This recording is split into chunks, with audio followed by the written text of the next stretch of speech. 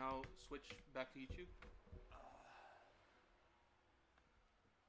There we go. And then whenever it says it's live, just like, call us in. I believe we are. I can't. Oh wait, there we go. There's the video. Hello, everybody. Hello. Welcome here today. These are our my lovely esteemed co-hosts, Ronald. Hello. And our lovely esteemed... Obscene. Let's be fair. Obscene makes sense. So much we value. Yeah. Josh. Lovely to meet you all. I'm glad we're getting off on the right foot. Exactly. The honest foot, let's be fair. Yeah. Exactly. So this is the first time we're doing it live in the same room since a long while, and certainly in this kind of season of things, the first time we do it live in this room. Yeah. And one of the things that I did think about earlier today is I believe it was the second episode since we've doing this thing live. You actually joined in for 15 minutes. I absolutely did, and my goodness, that was during the height of the GameStop and AMC trend. Yeah. Well, let's not visit that for a little bit. No, we're good. No. But yeah, I mean that was an interesting time, really. The money markets certainly have gone a very interesting way, and if that's something that you guys at home want to look into, obviously head on over to Wall Street Bets in Reddit and see what's going down with that. There's a lot of fear, but also a huge amount of hope that might be the short squeeze of the century. But whether that's what we're here to talk about today or not, only the session will tell. I mean, maybe not. I mean, the only thing that I can say is to this day I still haven't sold. Oh, good, yes, yeah, but diamond hands. Well, at this point, it's more like, I'll be honest, at this point, I don't even know if I want to sell at all anymore. It's not about making money anymore, because I have, it's sort of about steady income now. What's the term? I like the company. Fair enough. Genuinely, I like...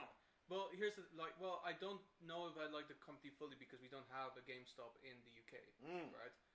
But I like what it stands for, and I like the type of store. It's like CEX in a way.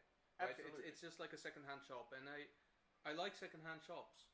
Like this is something of my childhood that I used to go to and buy GameCube games or whatever. So I actually kind of, with the ideas that they have now with the new head chairman Ryan Cohen, I think they're gonna do cool things. I genuinely don't care if they're gonna be valuable or not. I just want them to succeed at this point. So, I guess to frame that conversation in a little bit of context, we're using some interesting terms like what is GameStop and what is all the other bits and pieces. The summary of this particular event is you had a unique market situation, and all these terms are going to turn a lot of people off. But imagine it like this: if you're a bank or what was at the time a hedge fund, sure, and you wanted to say that something was going to go out of business, and you wanted to put a bet on it. So, let's say, let's travel back to the 90s. Let's say if you had the ability to have an app on your phone in the 90s, your bloody Nokia 3310, and that you could put a bet on that Woolworths in UK was going to go out of business. Now, it was obvious the writing was on the wall. No, there was not a person in the world that wouldn't take that bet. Sure. However, the internet wasn't really what it was back then, and nor was the ability for regular people like us to join in that sort of stocks and shares community. It was an upper echelon thing, an upper class thing. But now, with technology, any man in the street with any sort of amount of money can place a small bet on the market. Enter huge communities on the internet like Reddit. If you're not part of a community, check again. You probably are, whether it's your Facebook groups, whether it's your Twitter following, whether it's your Instagram following. Whether it's your D&D group. Yeah, you're part of a collective. Now, how can we, as working class, middle class people, leverage that to our benefit? And this is how the story of GameStop came about. Right.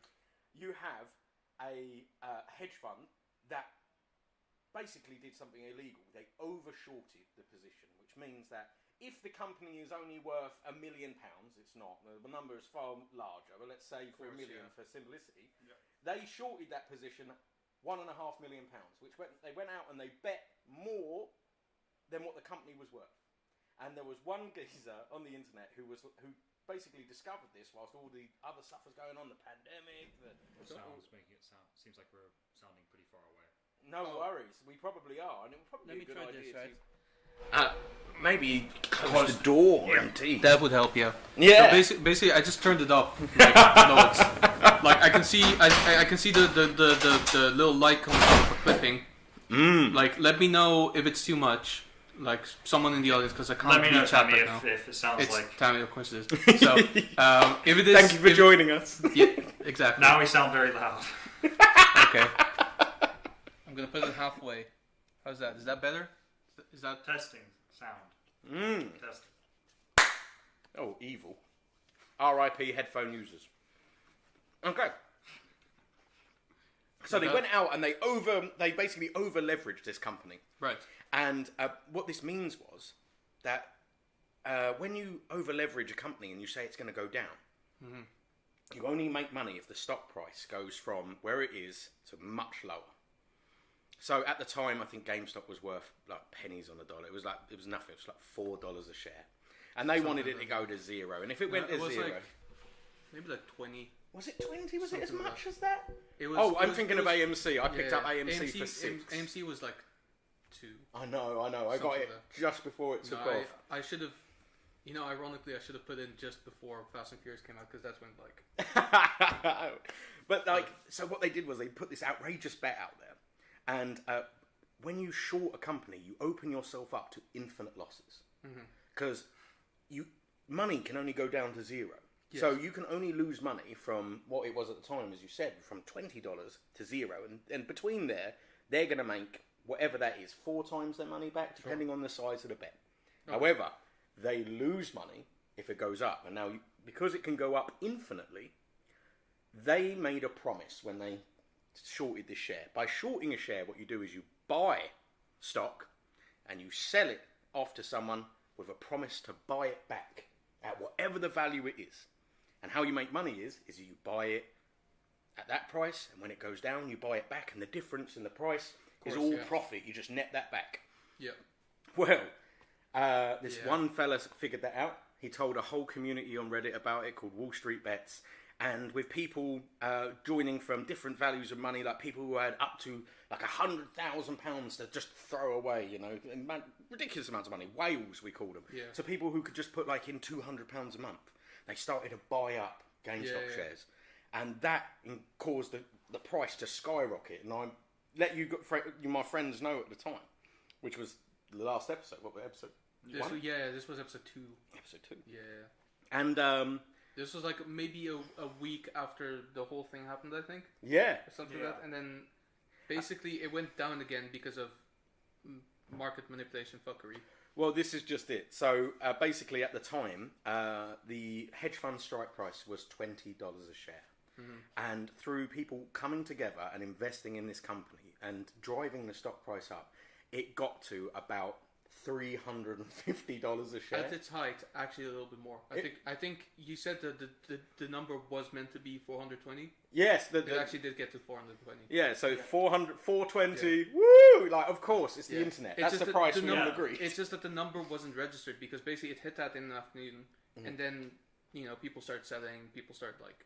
Well, no, people didn't start selling. What happened is that there is a clearinghouse, and without getting into the monotony of how the financial things go, it's basically a little bit like if we are the employees, us dudes on our phone buying stock. Sure.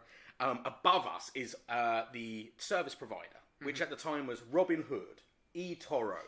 All Trading these, 212. Yeah, Trading 212, exactly right, which is what I use. Same here. But there are very few clearinghouses above those apps. So there was one large clearinghouse that covered pretty much eToro, Trading 212, but most notably Robinhood. Yes. And they did, which is currently being debated in the courts at the moment, something illegal, which basically they withdrew the privilege of retail investors like ourselves to buy the stock. Yeah, they got sued for it, didn't they? Oh, well, they're still in the process of being sued. We'll have to see the outcome of that particular thing. But it did stop the short squeeze. It went from... It slowly climbed to about $100 a share, which was inconceivable at the time. Yeah. I mean, Tesla didn't even have that kind of growth. Yeah. And then, boom, straight up like a shot, all the way up to in the 300s, as you say, probably even got to the 420s area. and then they just turned it off for probably 48 hours. You could not buy the stock, and that caused panic amongst retail sellers. And unfortunately, GameStop has never really recovered. There are a lot of people. I mean, don't get me wrong; it's still ridiculously over. Oh, it's worth like $3 billion now or something like that. Yeah, I believe at time of recording, it's about $160 to $170 a share on a company that was only last year valued to be between $13 to $20 a share. It's still doing pretty good.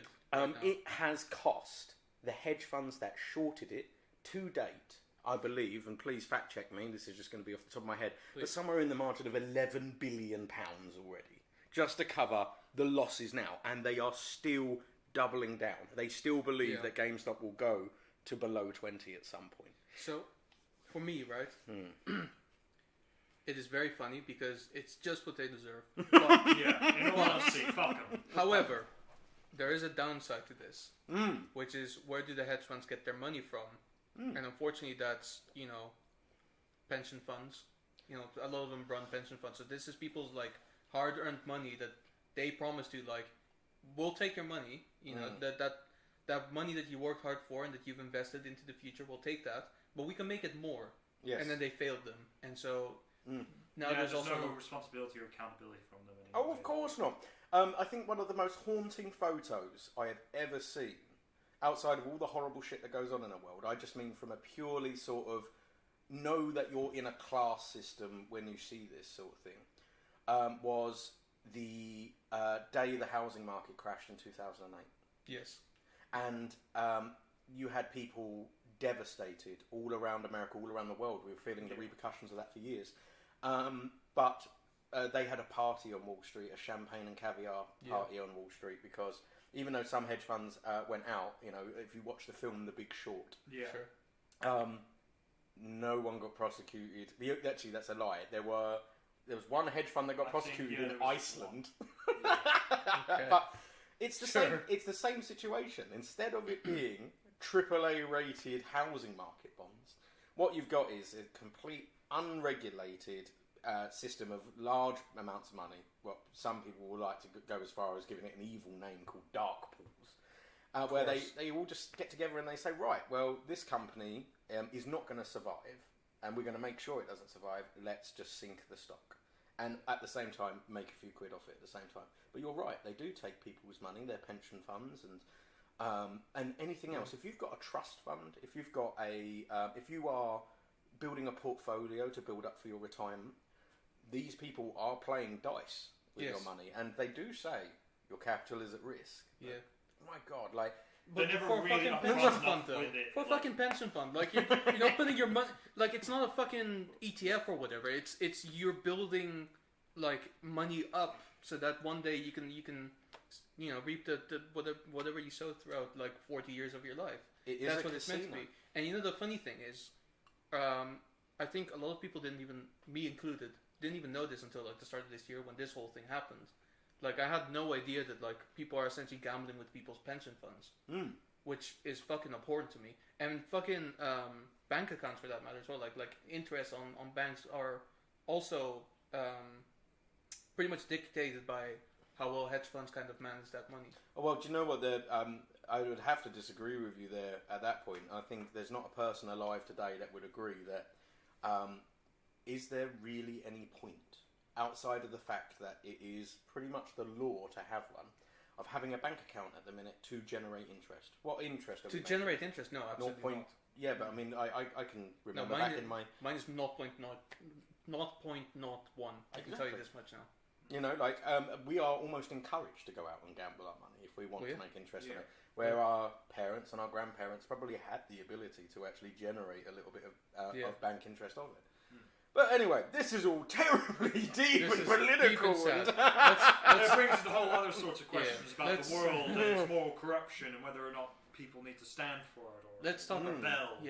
Let's talk about something else, maybe a little bit more fun. Or we could use this as a perfect segue to talk about real world villains into some fantasy villains. Let's what do talk you say? about fantasy. There we go. Yeah. All right. So, before anything, the only person in this audience actually knows this. We've met Josh via D&D. That's absolutely correct. I believe it was an Adventures League game that became pretty much its own campaign at some point. Yeah, Adventures League that had no rules or regulations, despite the fact that it's supposed to have rules and regulations. And thanks for that. I went out of control with it. Yeah, it was good fun though. No, it's a very personal and close relationship to me because it was probably I'm going to go as far as saying it was my first real session of being a player in D&D. Really? What had happened was I had gone to a place called The Ship. It's a pub down in Southwark in London, just down the road from the Shard. Lovely little place, but they had an opens table D&D session I'd never played before. Now, I went there and I had bought the D&D starters kit, not really understanding what it was. I just thought, if I'm going to go and play D&D on meetups, I should probably buy myself a starters kit to figure out what it was. Sure. So I picked up the campaign module, the Lost Mines of Fandelver, and I didn't really know what was going on, but I'm like, I've got character sheets now, I can jolly my way down there, and if the worst comes to worst, I can play with some people. Not realising that this was the first dark and dangerous steps on the road to being a forever DM. That's what happens. But yeah, I attended and I ran the full Mines of Fandelver campaign and really bought into the magic of D&D. Yeah. And then, I found something a little bit more local because travelling to Southwark every week on a Saturday. Yeah, it's a bit far. That's a bit far, yeah. And so, trembling, sort of shaking. I went into sort of Dark Sphere, which is a basement in Seventh Bush, full of very sweaty and smelly men. And the odd occasional girl who's thinking, why am I here? Oh my god, I know, right? And just that's the only reason it was so hot in there all the time. It was the bated breath when D&D night came around because it was the only time girls were ever there. It's like if there were no women in that basement, you would notice that they have air conditioning. Absolutely. Because every other game that they have there, whether it's Warhammer, X-Wing, there were some women, but not many. Never really playing those games. They always usually play D&D. Or Magic the Gathering. So many girls play Magic the Gathering. A few I had noticed, but not many as it would. No, X-Wing is pretty much entirely just men. Oh yeah, and Warhammer I think it is. Warhammer is pretty much just men. But definitely, trembling guy definitely took my player virginity, and it was very gentle and very sweet and very soft, and he was very kind to me because I made probably every mistake that the first D&D player ever makes. Because I went in and I was like, right, well, it's time to be a fucking edgelord. You say that, but the thing I can appreciate is why you created an edgelord character. You didn't play him as one. No! No. And this issue of like every horror story, because there's a YouTube channel called Crit Crab, which he does like D&D horror stories and things. And the edgelords, it's like not just their character edgelords, they themselves are edgelord. And you are so far from that. I was just thinking, Josh. No, you were probably one of the most fun players at the table. Oh, that's really kind of you. Like guys. generally, I'll be honest. I always think of the table as I don't want to say like half because I don't know exactly, but like there's at least one part of people that I would love to play again with, and we did. And there's a part, like the other part is people that I'm happy not ready to play with again. Yeah. And I would like to say that you certainly are part of the first. Oh, it's really kind of you. I love the compliment. And do you know what? What a beautiful reflection of life that is. We all go through life meeting people who, in this context, we're like, I'd roll dice with you again. Yes, exactly. I'd roll dice with you again, my brother. Roll till we die. Family. Roll die. But, but I still think there and I go, oh my god, because I wrote this fabulous backstory of savageness and poverty, but I also managed, what I'd learned from being a DM, which I think was the nicest thing was, that I needed some plot hooks, which you picked up on beautifully, and you integrated absolutely beautifully into that game. But I pushed boundaries, I was aware that I was taking a risk by introducing inter-party conflict. Yes. For those who don't know, I famously lured Ron here's character into the sewer and stabbed him. I will say that was perhaps that for me I think has remained to this day one of the most shocking moments I've ever had as a DM registrant. But at the end it's just like, fair enough, you stab him.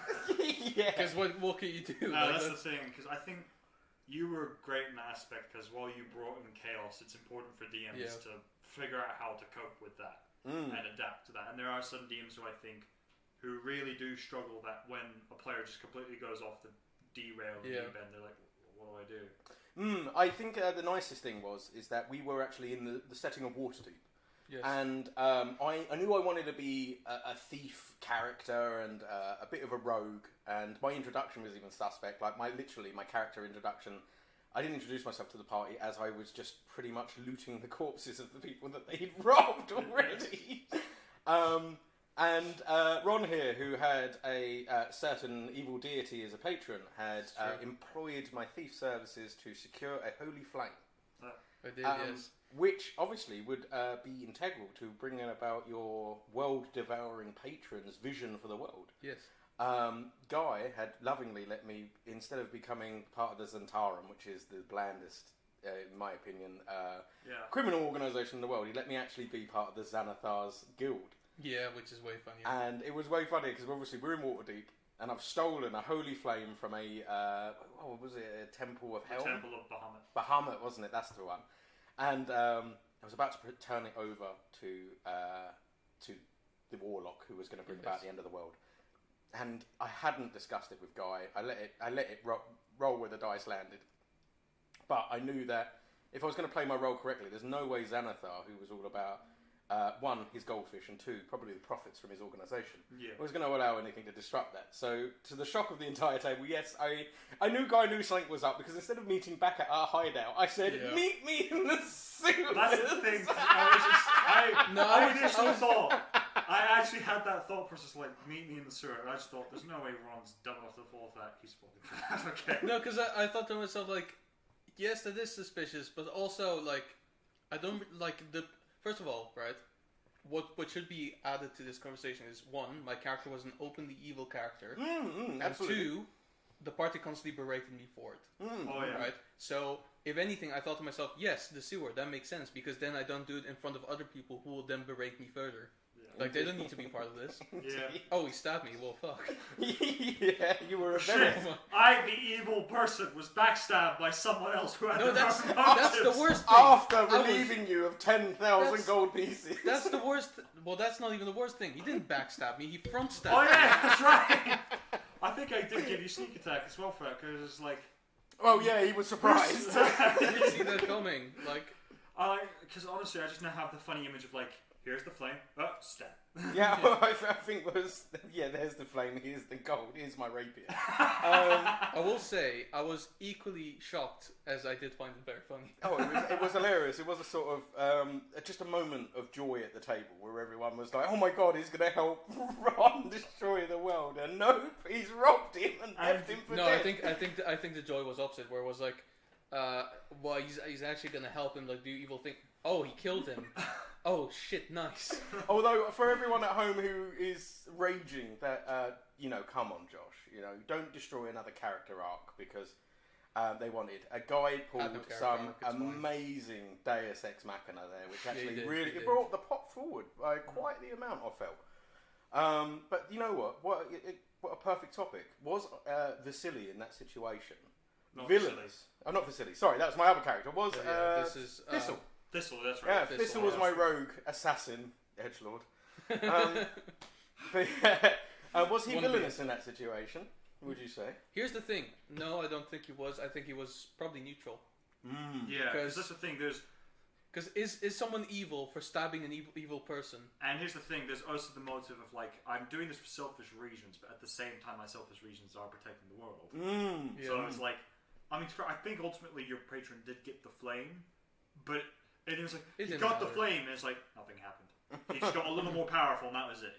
He consumed some other planet, and then he was going to slowly start making his way over to your guys. It didn't matter in the end. I think he died at the end. Well, you also got a audience with Bahamut at that point, who tried to turn you from your path, I believe. Yeah. He gave you the option, Yeah. I didn't because I'm a hard ass. Yeah, that's the thing, because... No, but to be fair, I did turn away from that eventually, but like a lot more stuff had to happen. You did after a little I had to have my soul split for that to happen. Oh yeah, but the soul splitting, by the way, was fucking hilarious because I think that's weirdly, I think the time when people trusted me the most. And the funny part was, once again, it all started with an interaction with your character. Because for anyone who doesn't know in D&D, there is a magic item that is the bane of all DMs, and they think it's yeah. the bane and the greatest joy of all DMs because it brings in chaos, but it also derails every campaign. I introduced the deck of many things because you said, "Is there a deck of many things?" And I thought, you know what? I'm never really probably going to play with this ever again. If there's ever a time to do it, it's when I have 12 players at the table. And no idea what's going on, so fuck it. One of them has to die, because I gotta have control somehow. So I've got to start picking people I'm up. losing grip and of the everyone story. survived at the very end. Absolutely. And you managed to pull the card that sent your soul or your body, to a different plane of existence. And I thought, what would be the biggest fucking turnaround? You went straight to the plane of where the evil bad guy was, and he was like, this is convenient because now I can use this. Soul split, said chaotic evil half up, keep lawful good half. Yeah. No one will know. Straight to the BB. That was fun though, because I basically, like, I'll be honest, like, at some point there comes a time where, like, the party's so, like, against you that you kind of want to go against the party as well. And that's basically where I was like, okay, it's fucking, I gotta screw everyone over. Like, well, I mean, like, God, what a fabulously difficult situation that was for you as well, Guy, because as he's just briefly alluded to, that Adventurers League was poorly managed. And Guy, fabulous DM that he was, you did have a table of about 12 people and the same amount of time to run a campaign in. But I think it was like 10 people consistently, like, throughout. Like, my goodness. People dropped off, people came in, like, sometimes people came in for, like, one time, but, like, I think at some point it was, like, I think one of the guys who joined in, like, fairly early on, like, I saw him at I saw him at Shepherd's Bush, actually. And I was like, hey, I think his name was Ben. And at some point I was like, hey man, you playing? He was like, no, the table's too big for me. Like, I'm not. No, and that's fine, because I think the... Well, it sucked, he was a cleric. Well, it sucked that he was a cleric. I mean, that's a whole other discussion. Honestly, someone needs to run a campaign module where the clerics get their own back. And not just heal. I'm not going to heal you this time. Yeah, fuck you, I'm a trickster cleric. Yeah, or you. The grave cleric. Fuck you. Fuck you. I don't heal you. I raise you once you're gone. Yeah, like, oh, you know, what do you mean he's alive? And he's like, well, you can call him dead, so by definition he has to be alive. Silver, please. Or even funnier than that, like, if you are going to play a cleric at a large table and you know that roleplay time is going to be low, adopt a cleric position based off of the American healthcare system. Please, I'm dying. I'm on my second death save fail. It's like, well, I can, but it's going to cost you 500 gold. It costs 300 gold diamonds. Yes, but I need to reimburse that somehow into buying more diamonds. Absolutely, yeah. And unfortunately, the agreement that we had when we joined this party says that you're only on a B tier subscription package. Unfortunately, this only covers third-party fire and theft. Also, exactly, there's tier lists for spell slots. Like, you can only go up to the second spell. I can only give you a second level healing word. Yeah, I'm afraid I can't. Maybe second level cure word, but no, we're maybe 5. Maybe. I mean, what's it called when you bang your car and you're liable for the first few $100? You know what I mean? That's covered by your premium. And then it's like, oh, I'm sorry. How did you? Oh, you died because you died in a trap. Oh, sorry, I cover lich deaths only. Yeah, exactly. Killed by a lich, I could help you. I mean, obviously we do have our our free session. You just produce a homunculus that can cast healing word, and that's it. There you go. But that actually would be quite villainous in itself. Would a cleric who would be given, obviously, divine power is another thing that I really enjoy in this, because can't be a good healer without being a good guy. Here's the thing, I like the idea as well, is that he is basically lawful evil. So it's like, oh, he's evil because he has this whole healthcare system, but he's lawful about it. And everyone's like, who's his god? It's Asmodeus. Oh, and that's the thing. It's like, people forget the nine hells have clerics as well. It's like you can just have a devil go, you know what? This is a brilliant idea. We can make bank off. It's like, I can heal you, but it will cost your soul once. There you go. What? Oh yeah, absolutely. You could frame it in an even better way if you were like a cleric of Asmodeus by having a donor system. You know what I mean? Like, continue our good works, by donating your soul at the time of your death. so that we may continue providing healthcare for others. There you go. So wait, once I die, I go to the dying hells. Yes, that feels like it defeats the purpose. But no, you see, it will keep other people alive once you're gone. Oh, and like, no, you won't go to the 9 hells. I'm going to trap your soul in a coin. You could be freed at some point with Yeah. spell, but only if someone has the spell. Yes. Yeah, we're just waiting until that affordable spell slot act comes through. And the affordable spell slot. Bahamut care. Bahamut care, yeah. I am once again asking you for Bahamut care. But yeah. My fellow Celestials.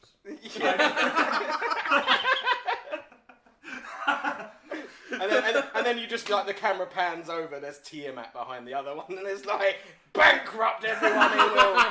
Honestly, it's just one step away from socialism. We go over to our correspondent about socialism. It's just another one of Tiamat's heads. Like. But yeah. Oh man. For some reason, like the central red hair has this like weird gold wig. Oh no, yeah, it's the very orange face. My healthcare system is going to be great. Yeah. You'll all love it. It's going to be affordable. It'll be the Everyone's best, going to be able to it'll afford be it the because they greatest have to. healthcare system there is. Mm-hmm. Kobolds first. Kobolds first. Oh man. Here's the thing, like I'd love to play like a purely evil D&D game.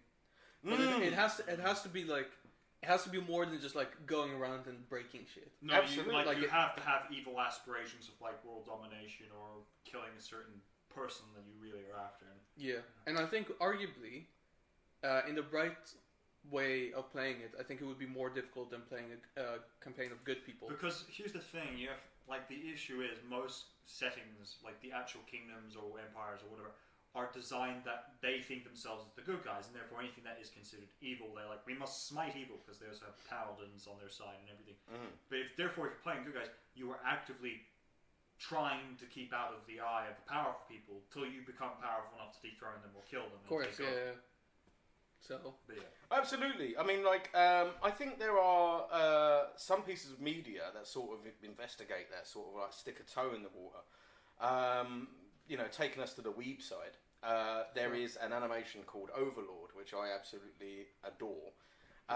It basically deals with the concept. The Japanese are on a big kick of isekai at the moment, and isekai means to be reborn into a fantasy setting, to be reborn into D&D. Yeah. okay, yeah. And Sword Art Online is a great one. So Geezer's playing a VR game of D&D Online, Sure. and gets trapped in the game. Basically, an evil entity basically stops you from being able to log out, and gives all the NPCs pretty much souls. And so, like, no longer are NPCs just like, my chicken ran away. I'll give you my cabbages. But actually start traveler, I have a quest for you. Yeah, exactly. Start to have meaningful things. So Overlord turns it on its head.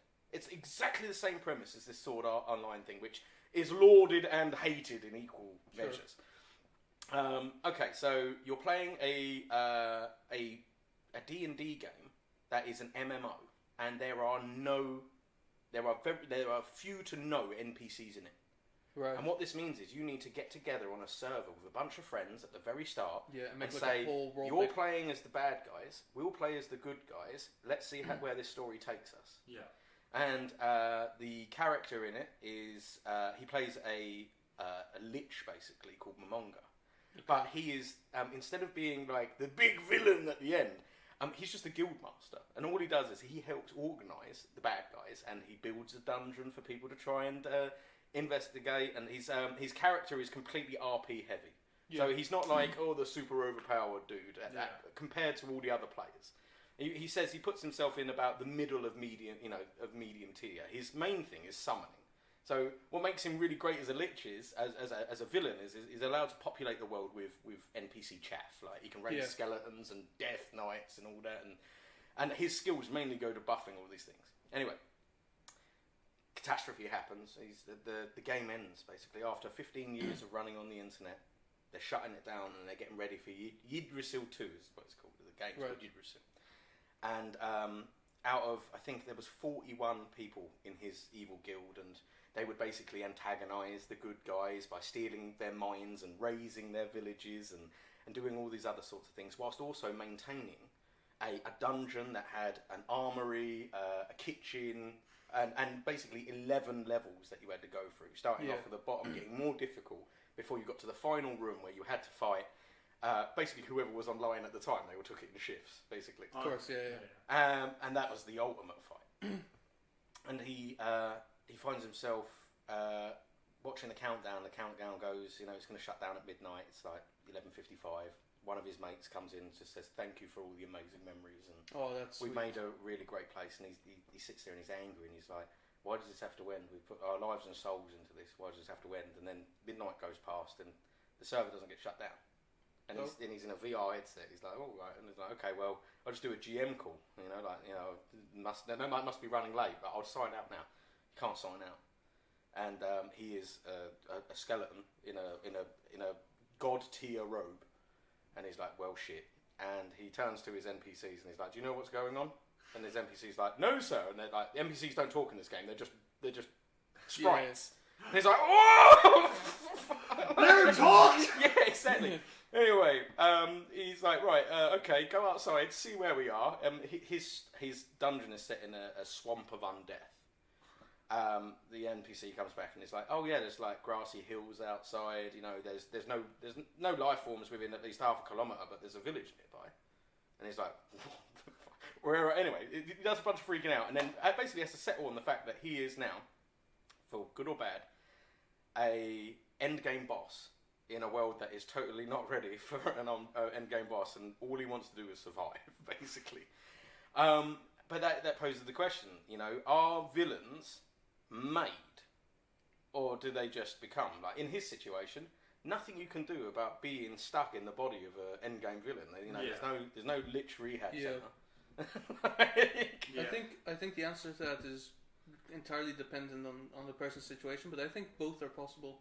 And I find that both are enjoyable because, we don't, whilst some of the best D&D games I've ever played have believable villains that are like, the sort of lawful evil, even the chaotic evil ones have a path that brought them there. Yeah. And like, if the chaotic evil ones know that they're just doing harm, it's normally because they're broken or damaged or something's happened to them that has shifted them that way. But a lot of the people come from a position of, well, I just want to bring order about. Yeah. You look at Anakin Skywalker from of course. from Star Wars, and he's like, the Jedi have had their way for millennia, and it's corrupt as fuck. They just tried to murder a prisoner in front of me, saying it was too dangerous to live. From his, if you ignored all the other stuff that you knew about the movie and only focused on what Anakin knew. Yeah, there's obviously like a little bit more to it as well. Like, of course. There's a very short. Basically, they said they were going to kill someone in front of them that they accused of being a traitor to the Republic. However, he was denied the level of master before for doing the exact same thing. Indeed. So he felt slightly better. So basically, they're not only corrupt, but they're hypocrites as well. Like they don't even believe in their own values. And they didn't care. It's a pick and choose situation with them. Yeah. Now. It's like we, because we're the masters, can pick and choose when this applies, but you have to listen to us. And more than that, we're the good guys, but your wife is going to die, and you should have never loved her in the first place. No, that's true. No, that's the thing, because if you really look at it, like that's the thing, is evil as the Sith are, in terms of like, for them it's all about ambition and power, it's like, but they also don't shut down. No. They are open about who they are. People go, they're evil, like, you're evil, it's like, yes, but we don't pretend to be good either. No. We do occasionally good things and even we're surprised by it, but we've never pretended like we're the bad, like we're not the bad guys. Whereas the Jedi, it's like, no, they can be and have been. Yeah, and also to make the case only for Anakin Skywalker. Sorry, go on. To make I know what you're going to say, and it's true. To make the case for Anakin Skywalker, he didn't choose to be a Jedi. They at some point just arrived on his planet where like, oh, he's got a lot of that goody stuff that makes you like powerful in the Force, and we don't want him to become evil. So we're gonna train him preemptively instead of just leaving him living his life. It would have probably just been a scrapper on Tatooine and not really done much. Also, hilariously, so like because I'm a huge Star Wars nerd. Yeah, I think we all are. Yeah, massively. So you will absolutely agree with me. when Qui-Gon at the time is like, well, he's the prophecy spoken. He's going to bring balance. He did. The Force. And at the time, Korriban, the Sith homeworld, was destroyed. Yep. There was one Sith left in the galaxy. And thousands of Jedi. Who looks at that and goes, that's bad. times to balance the Force? Well, like, what did they think was going to happen? Like, that's the thing. Yeah. Because There was one Sith who had an apprentice and she killed who died. Had another apprentice. First apprentice turned out not dead. Had another apprentice. No, this is... Oh, is this the Amazing Clone Wars series? Yes. Well, Maul survived. Sorry, Maul spoilers. survived, yeah. It's like, Maul's Whatever, man. Maul's been in so many other series. Yeah, at this point. Like, Maul's been in a goddamn movie at this point, for God's sake. Yeah, it's Well, true. but I mean, they set the stage perfectly for him. The dude didn't talk, and he was super menacing. He basically allowed us to imagine what his backstory must have been, how he came into contact with the Sith in the first place. What sort of race is he? Like, he was a unique looking dude. But you know what? Even when he did speak in the Clone Wars, he was still very menacing. Like the voice actor. And he did, did and a he fantastic job. said very little as well in a lot of, in the original Phantom Menace film. Like whatever he didn't did say said anything. was, I think. No, he had a few lines.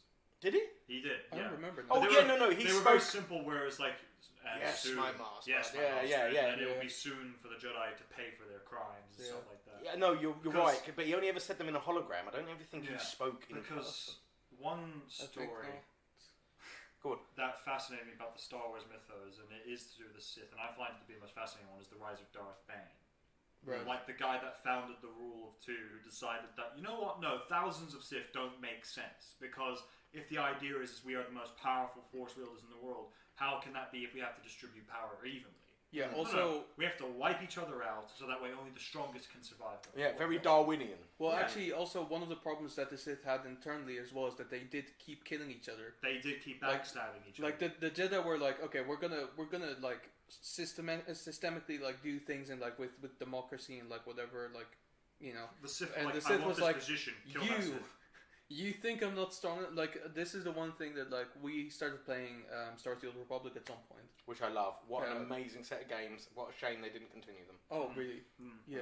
And like one of the things that my character keeps like going through is the same. Like in the like Jedi Academy, it was the same old shit every time. Like at some point, there's like a fellow student, and he's like, "I'm gonna show you that I'm stronger than you," and I just kill him like outright. And it's like, we don't. This is why the Jedi are stronger right now. It's because we keep killing each other because we think we're better than each other. And I think that's the thing in Darth Bane's teachings. It is, by extent, even it's a law of like, you are going to be backstabbed, but if they are successful, then we win.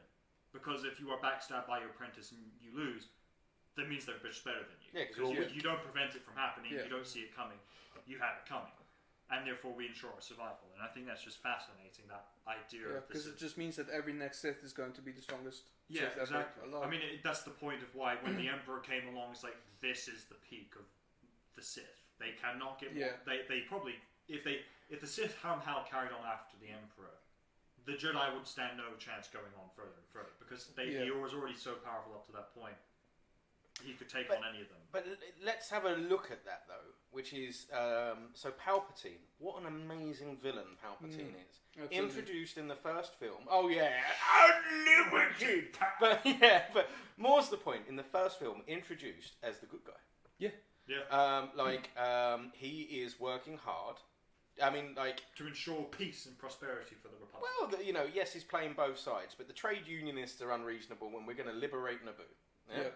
And the more I look at that, and the more I think about the tenets of the Sith, like there's this lovely sort of stanza poem about what it means to be a Sith, which is like, through my passion I gain strength, through my strength I gain, this, that and the other. Maybe we could look it up. But basically, apply that stanza to Palpatine, and he turns the game on its head. He must have realised at some point.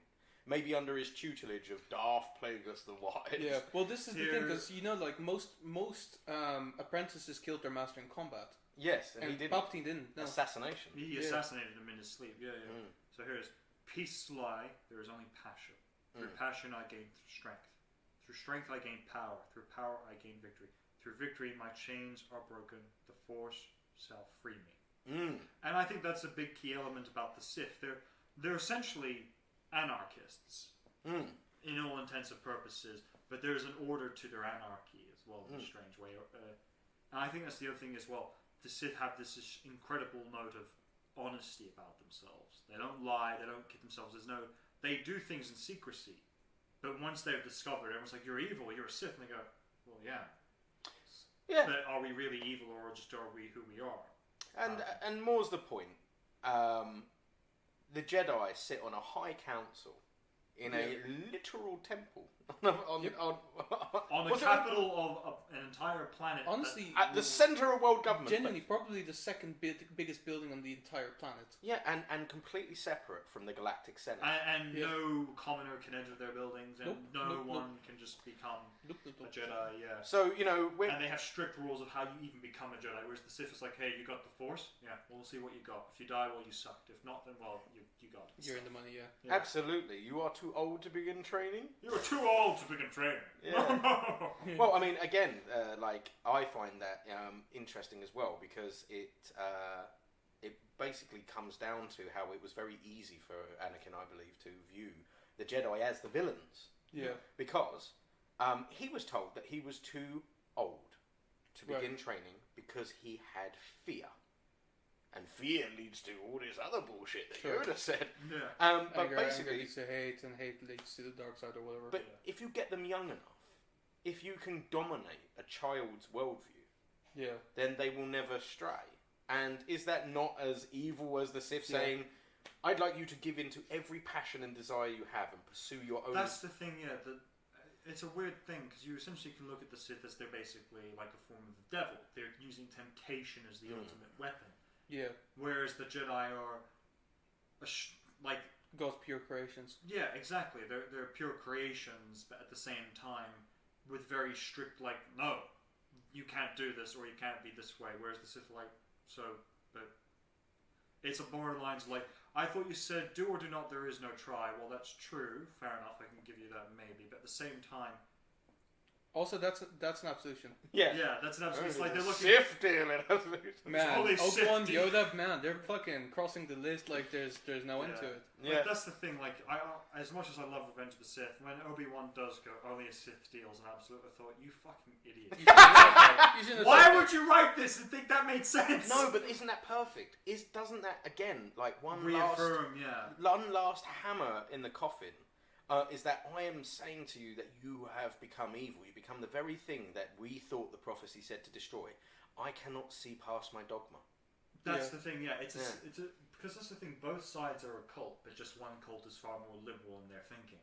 And far more open to both sides. Liberal, murderous, it's two sides of the same coin. You're free to do whatever you want, but unfortunately the majority of the Sith choose to kill each other. But this is the thing. This is where the Jedi come in saying, no, we need to have rules, because without rules we just devolve into savagery. Which is why generally they don't like the best hybrid, which is the Grey Jedi. The Grey Jedi. That's the thing as well. Like the Sith, I would argue between the two. While the Sith, in terms of the morals, are arguably evil in that sense. They have no morals. They just do as they please. But at the same time, neither side is the good guy. And I think that's the thing. So many Star Wars fans go, it's a story about good versus evil. I say, no, it's not. It's about a story about how good and evil are both. Traditionally it was, until the prequels came about, and that turned it around. Yeah, which is actually to say, maybe George Lucas was onto something. Well, I'm not going to say that he's a great director, because purely based on those films, he isn't. But in terms of writing, beautiful story, right? He is beautiful world building, massive world. Yeah. Oh yeah. So, but that's again, it's just another beautiful thing, because we're quick to ally ourselves and say the villains of this story are people who only seek out purely selfishly, precisely what they want and do what they want.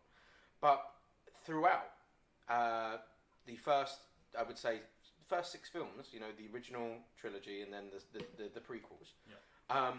I actually don't hear Palpatine say anything about his personal desires. Everything that he has is about a constant drive for order, control, and the way of the Sith. Yeah. When he sits down, finally, a smoking husk of whatever the hell he is after his own dark, Force lightning is reflected back at him, he's like, and now we will have peace. And he obviously doesn't. It leads to a rebellion that he finds hard to destroy. Of course, but that's inevitable. But yeah, like, but you know, if you look at over the course of his time, I don't know how old Palpatine is and how you know, I'm sure it's written down somewhere what ages he lived through. I'm sure. But like, the Old Republic is full of war. the current Republic, full of war. The Clone Wars, full of corruption, war. war. I think that's an interesting thing as well, is that the Sith were overthrown, and people could say, oh, it was Vader and it was, or Luke or whatever. Ultimately, but the Empire was only defeated because of the rebellion, the Alliance. Yeah. Which there was, one Jedi? And the rest were just regular people who just said, you know, we've had enough. And to be fair, that could be an interesting story one day, where it's like, the Jedi and the Sith are both on the run because the galaxy's like, fuck you guys, we've had enough. You guys are ruining everything for us. You're dragging us into wars we don't care about. We're just trying to get by, so if we find one of you guys, we're just going to kill you. Yeah. And I mean, like, the Jedi were independent arbitrators, right? Because you had all these factions, right? But they had the final word on which way peace went. Yes. They would come in and we'd be like, we're the negotiator! I think the whole point of that was, I think George Lucas was trying to equate the Jedi potentially to the Church in the Middle Ages. Yeah, I think that's the thing, because they called themselves peacekeepers. Yeah, but they called themselves fucking knights as well. Knights as well, yeah. But like the idea was, is like the Jedi, like, we're peacekeepers, we're keepers of the peace. But it's like, But there is no peace. There is no peace, which means you So can't. what are you keeping? So therefore, you're not a peacekeeper; you're a peacemaker. Indeed. That's the point. I get the joke. Absolutely. Although that's the actual difference. There is a difference. No, as in. And I mean, the best. The best people to instigate peace are those that have the abilities to affect someone's free-thinking will with Jedi mind tricks and have potentially the most devastating fucking weaponry in the world. Yes, this is who the peacekeepers should be, but we don't run the galaxy. No. We don't run the galaxy. We just settle everyone's wars. Yeah. No, we can't rule the galaxy. We can just ensure peace. Not even that they were just the Church. They're a weird combination of the Church and the UN. Because then you have what you can argue is the Senate is the UN, but it's also like the United States government keeping all these things together. But the UN sending in troops to settle disputes of war. Yeah, but they're represented by elite warriors. Yeah. Yeah. Are they literally the overseers of all conflict, not actually putting a firm steering wheel on it? Because like, here's a thought thing. Here's a thought scenario for you. Was there more or less conflict and combat in the Empire than in the Old Republic or the prequel films? Because I would have to argue that a rebellion, a hit-and-run guerrilla warfare, is not as destructive or is flat-out intergalactic. Yeah. That's the thing. The Clone Wars would have cost God knows how much if it were real, versus the rebellion, which would have not been as. It would have been taxing on the Empire economically because they would have had to hire troops and their ships would have been destroyed. Yeah. It's like, but the rebellion was only ever really typically targeting military targets. Also, when you like, I have a weird feeling as well as like during the times of the Empire, I think there was a lot more smuggling and bounty hunting and much more like scavenging and stuff like that, scrapping and so conflicts like that would also be pretty much like the common people against the Empire. Yeah. So I mean, it wasn't all the rebellion, but also the rebellion was like, it only just started like pretty much at the start of A New Hope. Well, Rogue One. No, it's like I think it was a few years before Rogue One, but it was like I think there were like independent rebellion. There were independent rebellion cells, but none had united until they hadn't united until Rogue One. Yeah, so like the Senate, rebels, I guess. The Senate is pretty much dissolved at the end of the third film. Oh yeah. And this is at the start of the fourth. No, film. just his face. Just his face is dissolved. Hey! Because the way the timeline works, I think, is there was basically the Imperial Senate, and by the time A New Hope begins, they're like, because it starts with Tarkin coming in, the Emperor has finally wiped away the last remnants of the Republic, the Senate has been dissolved. Oh, you're right. Yeah, they start literally, and that was probably one of the best times where you have expositional dialogue, but it's done in a brilliant way. Yeah, it is. Because you still have Vader to sort of draw as the eye candy, like, I'm big and scary, so I make everything being said sound even more dramatic. even though I'm not the one saying any of it. He does. I suppose he does. He reorganizes the Galactic Republic into the First Galactic Empire. Yeah. And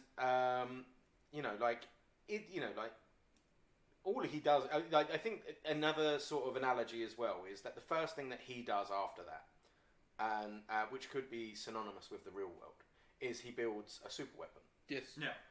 Now, everyone it is terrifying. He should probably not have blown up Alderaan. Probably not. Probably not. No, that was a shit. I think that was the beginning of the end. Yeah. Because at that point you can no longer hide the fact that you are not a nice guy who cares about the people. I can't help but draw comparisons though to the end of World War II. Oh no. Because whether you come down on the right or the wrong side, whether you feel that the manned invasion of Japan would have cost more American lives and it was right to drop the nuclear bomb. Yeah. The war was over. Yeah. Yeah. Japan had no resources, no. They were completely cut off of oil. You know, all they did have, which was terrifying, was trying to dig them out of the Pacific Islands was terrifying because they had a genuinely fanatical belief that the Emperor was a sort of a god child. Divine yes. figure. Yeah. But is not the destruction of Alderaan our Nagasaki, Hiroshima? Whilst we can all agree, terrible things. Yeah. Super weapons, nuclear weapons. No global conflict for the last 70 new years. World War, Yeah. Proxy they are wars. the absolute, which I think is honestly, I don't see a massive national conflict between the superpowers on a proper full scale ever again. Well, no. Well, ever since the only real huge international scale conflict that we've had since was the Cold War, and even then, not really. That wasn't even then. The Cold War was once again just several proxies. It was a proxy war, yeah. So mutually assured destruction. The West owning pretty much monopoly on nuclear weapons. Yeah. Yeah. Basically, it's again we're all in a Mexican standoff with nuclear weapons pointed at each other. This allows us to have open diplomacy because now, for the first time, at the table, it doesn't matter how many men you have. It doesn't matter how many ships or guns or tanks or planes. One wrong move and you can literally just destroy the world. Intercontinental ballistic missiles have basically allowed you to come to the table as all equals. And that's the thing. The Cuban Missile Crisis was what led to perhaps the most important diplomatically was that the White House and the Kremlin have direct lines to each president. So that if something were to happen, they call up and hey, good idea? No. All right, call off the nukes. Yeah. And it just cools down. I can't. I'm going to butcher his name, so I'm not even going to make an attempt at it. But there was a Russian submarine that received the go codes for a nuclear strike against America. Yes, I remember this. And he decided to. Yeah, he was like, no, I'm not doing it. And luckily, it was a fault in the system, but that could have triggered nuclear war. That is one of the downsides of it. But comparatively, because everyone now can come to the table as an equal and opposite negotiator, yes, we have imperiums like the American new empire that's coming up, a ridiculously bloated military-industrial complex. Pointless. And the rising new powers such as China and even India.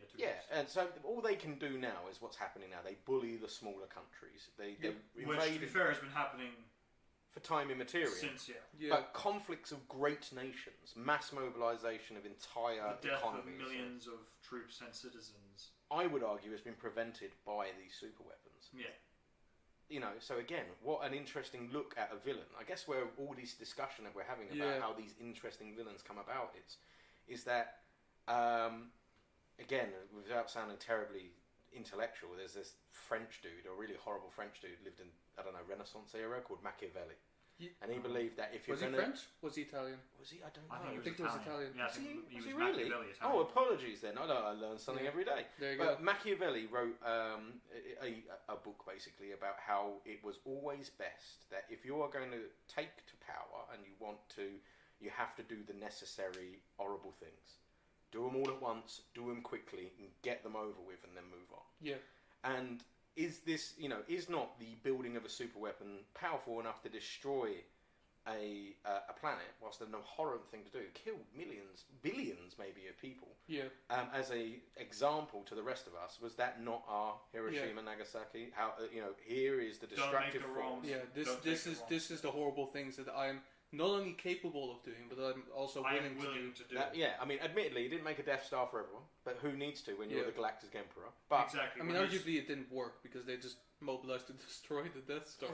Well, yeah. That's the thing as well. That's the thing. They should have just made 5 in one go. I think that's the thing as well, because super weapons are great in a particular... They did, but like one after another. Because you look at it, once again, nuclear weapons are great to a certain point, preventing global conflicts between nations.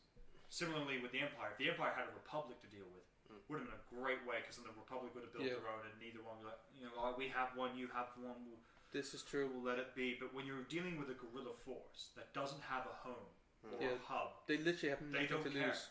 It's like, okay, you can nuke the city. And we had like 6 people left in there. We had already left. Yeah. Well, that's the idea, and that's where the rise of ideas. You can't nuke an idea. Exactly. For example, the Americans can't just drop a nuke on Afghanistan to get rid of the Taliban.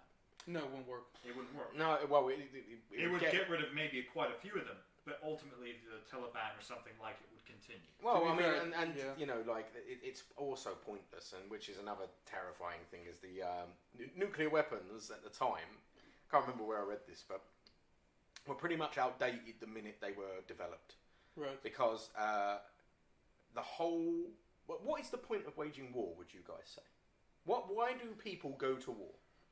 So, let me think. Of all the wars that I'm aware of, like the original incitement is either to regain either land or resources to your country that, in your vision, once belonged to them.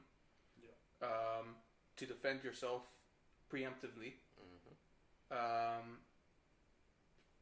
Personal gain, even though I think that's not really a common one. Also, like financial gain as well. I have to agree with many of them, and I think all of them have their place. I think I've not covered them all, but that's the ones that come. No, but the ones that stand prominently in your mind. There is no point in spilling the blood of your countrymen if there's nothing to gain from it. Yeah. I mean, or you are stopping yourself from losing something. Yes. Nuclear weapons, I would say, and I would pretty much agree with, sort of Emperor Palpatine's use of the Death Star.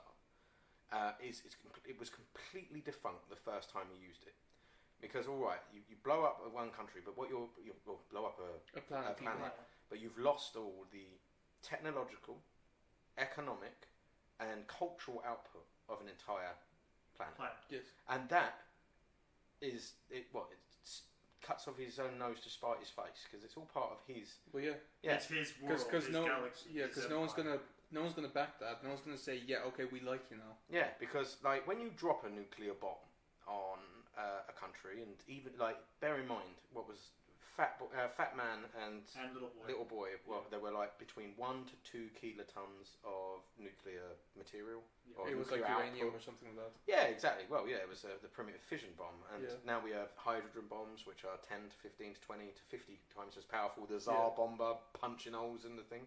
Yep. They destroy everything they land on, and that is no good for you. What is the point in becoming king of an irradiated wasteland? That's the thing as well, because you have to look at the American targets, Hiroshima and Nagasaki. One was a military target, one was a civilian target. Yep. And they hit, I think it was the military target first. And it was their first attempt to say, hey, we can wipe out your military targets like that now.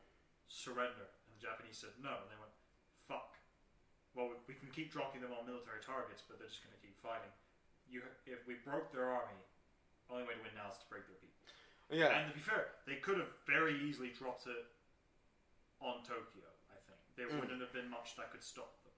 But they chose not to nuke the center of Japan, and went, we'll nuke another very important cultural city as a final proving point. Like, pushes again, we went from military to civilian. The capital's the only place you can go after that. Indeed.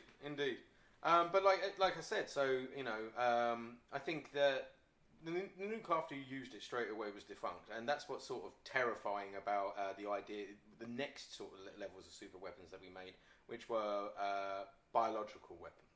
Right. Now, biological weapons and chemical weapons are the perfect super weapon, in my opinion, if you are a resource-led warmongering nation. Yeah. You drop a chemical or a biological weapon, agent, the infrastructure of the place that you've attacked remains completely intact. The only thing that's missing is the populace. Yeah. Perfect fit. You just, if it has a deactivation time or a neutralizing agent, or if you have the vaccine for it, especially if it's a virus. And it's virus. I tell you what, that would be I would think that viral engineering will be the end of us way before nuclear engineering will be. But so ultimately though, these things, even as evil as they are machines for peace. Yeah. How do we integrate these things to make great characters as villains? Just because something has occurred to me over this about the Jedi is that they would go, we won't start your wars, we will end them. Oh, but we will never prevent them. And that's the thing. The Empire has this super weapon that is and nuclear bombs, the ultimate war prevention weapon. Yeah. You have, let's say I'll take two particular countries. Let's say you have, let's say Ukraine is, for whatever reason, looking at Poland and just going, you know what, you're looking pretty yummy. We're going to march into you. And then Russia just goes, you do that, they're going to nuke you. Yeah. And you're going, but you defend us, right? Yeah, but we don't want to. So it's either, and to be fair, even though I don't think they would go, I think they would go, what, defend you, a helpless piece of shit that doesn't really provide much for us when we have this massive country behind us. No. If you invade Poland and America nukes you, we probably will turn the other way. We'll probably nuke an American ally just to make a point. Exactly. I mean, like going, the trade unionists over Naboo. Mm-hmm. Does anyone actually remember why they were forming a blockade of Naboo? I think it was very much, it was like Naboo had gotten a loan from them or something, but it was very much the Emperor organised or orchestrated. Yeah, absolutely. But they had just grounds that were approved by the Senate for a blockade of the planet. What wasn't authorised was an invasion of it. And all I can think of is this is sort of like, again, whether he took inspiration from real world events or not. Probably, but you have the Opium Wars in China. That's true. No, absolutely. You have the East India Trading Company who really want silver. Oh, we want your silver, China. And we want to sell you our lovely product grown in India. It's opium. You very much like opium. Yeah. And you will buy it. And then they did, and they got very stoned. Like the Chinese got so stoned, the production fell, and they just weren't producing anymore. And the emperor was like, right, I'm banning this narcotic. No more trading with the English for opium. And the trail of silver dried up. Yep. And obviously, this was a great affront to the Empire of England at the time, the British Empire, and the East India Trading Company got a warrant to basically occupy a few cities along the way. They had such poor naval defences that it was apparently said that we could fire upon them from double the length that they could return fire. We razed the naval cities to the ground, occupied Hong Kong, and up until recently, we had control of a Chinese territory until literally 10 years ago. Yep. The Opium War was what? 200-300 years ago? Something like that, yeah. So officially it's only just recently ended. It really has. And also, as a consequence as well, like Hong Kong isn't even part of China at this point. No, like they just opted to become an independent state at this point. It's very, if they allow that, the People's Republic of China. No, they don't allow that. No. Well, they did it for Taiwan, didn't they? They sort of ignored the fact. No, they just... Basically, they just decided not to regard Taiwan at all anymore. I think people in Taiwan are still thinking that they're the real Chinese 10, people. 20 years, there was that always, Taiwan is ours, and then Taiwan going, no, we're not, and then afterwards Taiwan's going, we're not, we're still not yours, and China going, oh, you're still here? We forgot you were even a thing. We thought you sort of sunk into the Pacific or something. So like, we've got bigger fish to fry. So like, the obviously the trade unions had a legitimate reason. In this situation, there was a Galactic Senate that approved their blockade. In our situation, you had the British Empire basically. It was a power anyway, so yeah, I guess that's equivalent. So like, legitimate means being turned evil. Yeah. And isn't that the root of the worst evil? Sanctioned evil.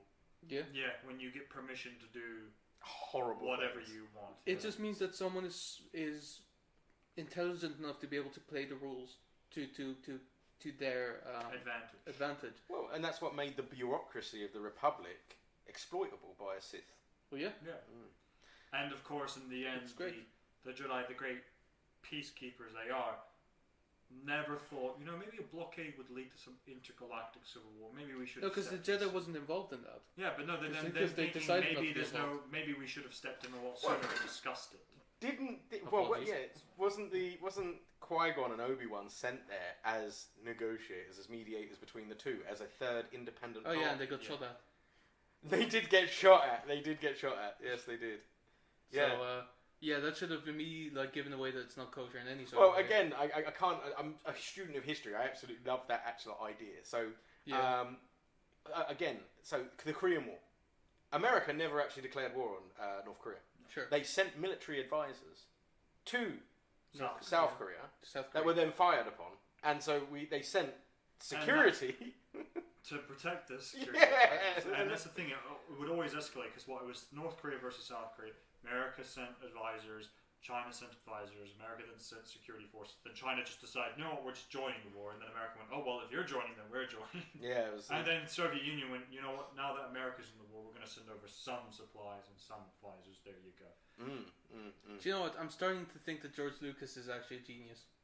No, that's the thing. You look at the first films, it's like, let's be blunt, it's not subtle. When the Empire's officers start marching on, you expect them to do the Sieg Heil signs. Imagery is strong. You're looking at going, oh yeah, Nazis, right, of course. Yeah, but there's nothing wrong with that. No, absolutely not. And then, to be fair, then you're thinking the rebels, the Allies?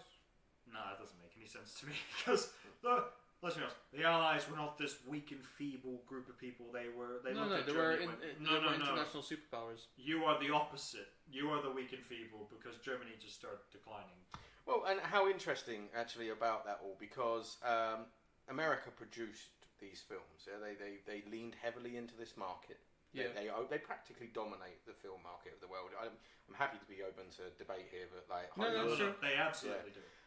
But we're not happy about it necessarily, but we like the films they make. So I'm pretty sure that people would argue that it's supposed to be allegory for the American Revolutionary soldiers fighting a guerrilla war against the British, because they're. But then they substituted the British uniforms for Nazi ones. Exactly, you know, but drawing on very old and more recent bad guy villainy. Yeah, which is also kind of exaggerating what really happened. And I was reading about testimonies from people who ended up in Guantanamo Bay as enemies of the state, taken from other countries and tortured on behalf of the American state to figure out why they oppose the American empire as much as they do. And they're like, the propaganda that the newer generation have is like, do you know every story that you've ever put out there has been about us rising up against you? Yeah. You know, do you think you're the rebels in this situation? That's the thing, because America no longer... They like to think of themselves as the underdog because the underdog sells the most tickets. Here's the thing, I have a friend who refuses to play certain games like Homefront or watch certain films like Red Dawn simply because he doesn't genuinely believe it makes sense for America to be invaded. He doesn't believe it is even feasibly possible for even Russia or China to be able to do it. And I think you have a point, because America militaristically is such a superpower that there is no force on Earth that can challenge. As powerful as China is, in a full-on, if nukes weren't on the table, I don't see how many countries could even stand an ounce of a chance. It's interesting to think about, though. Yeah, it is. This idea of if America could be invaded, which I also agree, I generally don't think it's feasibly possible, at least the whole world united. It could be done.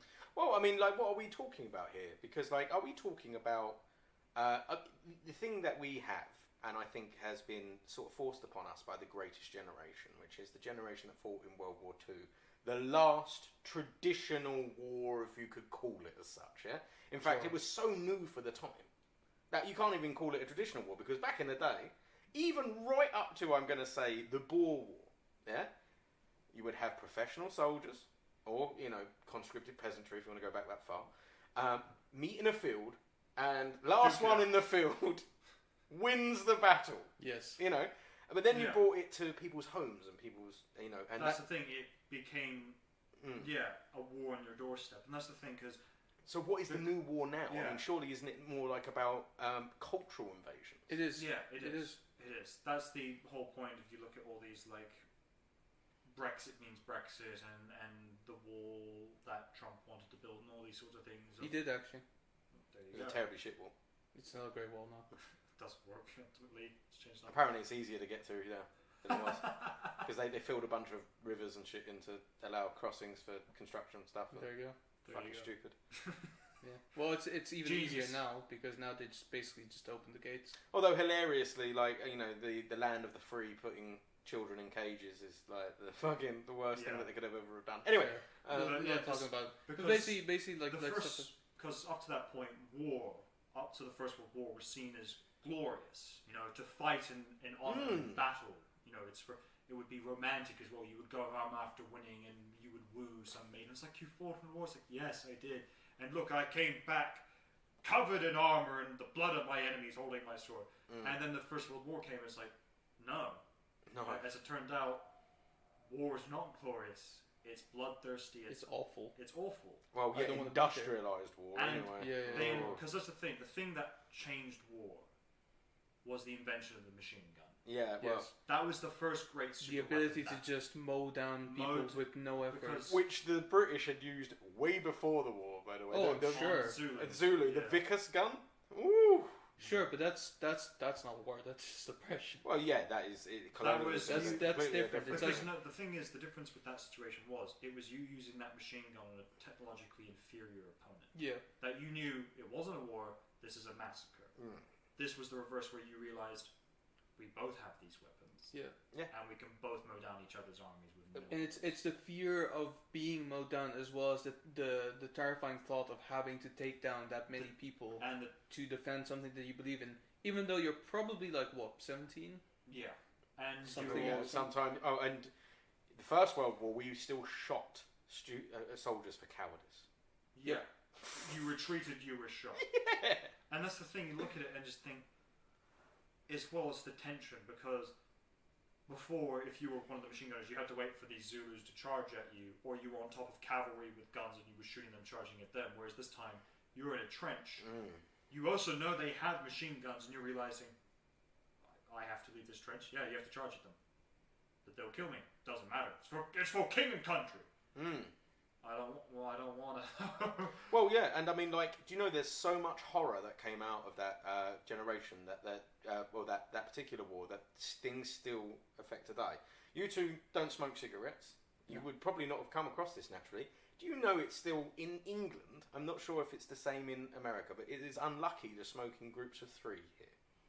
How comes? Yeah, so people actually don't like smoking in groups of 3, and it all comes from trench warfare. So you had the invention of long-scoped rifles at the same time as the other innovations of war were coming about. Right. The first person to light their cigarette drew the attention of a sniper. The second person who lit their cigarette would allow the person to aim. The third person caught the bullet. So you would never smoke in groups of 3. Well, it's good that we're not all smokers. Well, no, but I mean, like, I find it fabulous that it's 2021. Yeah. And I still meet people today who are like, I'm going to go over there. And I'm like, well, I'm not going to smoke in groups of 3, but they don't know why they say it. I've never noticed this before, to be honest with you. I've never noticed it either. And I think... But I'm sure that now that you've mentioned it, I'm going to notice this going forward. Have a little look. To be fair, like, most people I know, like, I know a couple of people who still smoke, but for the most part, not really anymore. Yeah, and I think that's the thing as well. You look at it, it was the first war, I think, where the death toll was calculated to be in the tens of millions. I mean, I'm sure there were before, but it was never either fully calculated. And even then, I think the previous wars before that could never even imagine, because it was always a skirmish here and there between nations, or a complete massacre of a few thousand tribal people. And that would be it. Yeah. Whereas now it's like, you massacred 10,000 of your own by sending them to die. Well, yeah, and then you massacred 10,000 of theirs by them sending them. The Battle of the Somme, I believe, is still to this day the most bloody battle in the history of the world. Yeah, that's why it's called the Great War. Like, because in 4 years, you rack up those numbers where a lot of wars before that, like, took several decades. Yeah, and I think the ironic thing was, it wasn't originally called the Great War. It was called the War to End All Wars. Yeah. And I remember studying in history, and I just thought that's too bad. That's unfortunate. The most ironic thing, and the realization also of the Second World War, part of me thinking the logical reasons to only why that was even possible.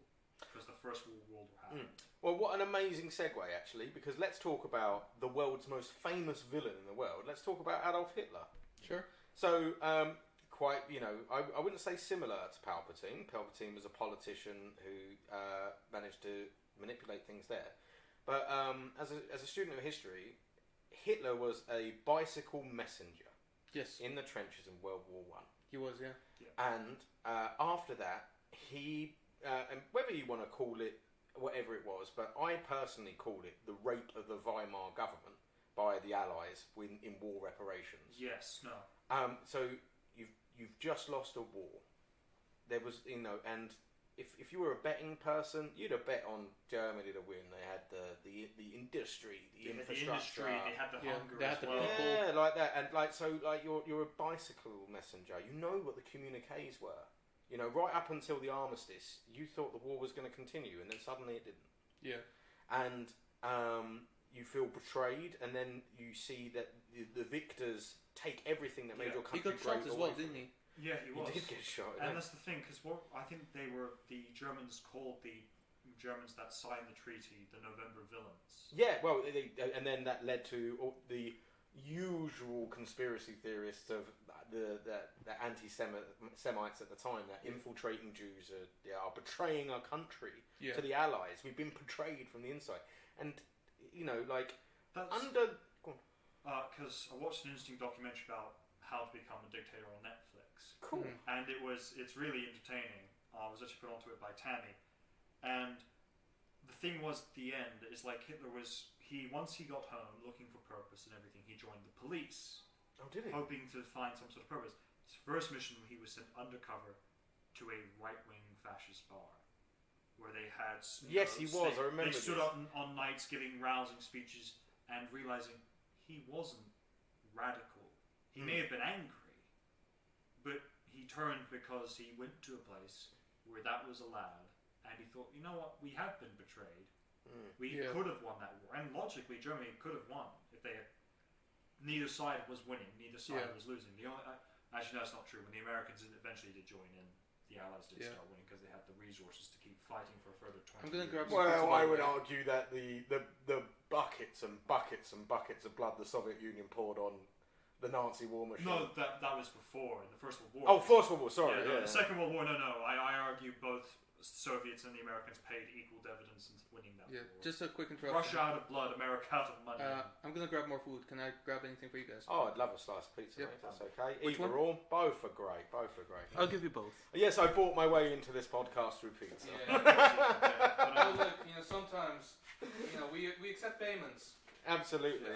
But the sense of, because I always have, whenever I think about World War II, I think I think if the French had just not, and to be fair, if the British had also reigned in the French, or we're going, no, let's not force the Germans to pay us the stupid amount of war reparations because it won't end well for anyone. It won't end well for them, and eventually it may not end well for us. And guess what? It didn't, because still hundreds of Germans got their own back in the end when Paris was taken and France lost at the very beginning of the Second World War. Well, it's just, I find that looking at history is a great place to source material for making fictional characters. There is no, I don't believe in painting entirely black and entirely white factions. No. So, and again, you can even take inspiration from Nazi Germany. In the last days of the Reich, or the Third Reich in particular, an order was sent out from Hitler to the occupying marshal of Paris to destroy their entire culture. Every beautiful piece of art, to level the city, to destroy all their culture and all their monuments, And he said no. And that's not this monolithic Nazi, unassailable... Because that's the thing as well, I find. Every organisation is made of people. Exactly, but the Nazi Germans weren't evil. They were people fighting for their country, for their homeland, thinking they were fighting for the right cause. And I think I mentioned it to you at some points. I had this idea for a film at way before, basically set during World War II, set on the Eastern Front from the perspective of German soldiers at the end of the war. They've realised they've lost the war. There's no winning it now. They're being told to fight the Soviet war machine to to just basically die because their country told them to, and they went, you know what, no, we're going to surrender. And I'm thinking, no, the Soviets won't accept our surrender, they'll just kill us. Let's run to the Western Front because the Americans are going to more likely accept our surrender. It was basically a story of a squad of German soldiers running from the Eastern Front to the Western Front, while being chased not by just the Russians, but by their own fanatical soldiers who do believe in what they are being told to hope that they can survive the end of the war. So that is an absolutely beautiful story, and one that I would like to see told, because that did happen. It did. It wouldn't surprise me. Yeah, so soldiers' revolts about the war. There were so the entire fleet at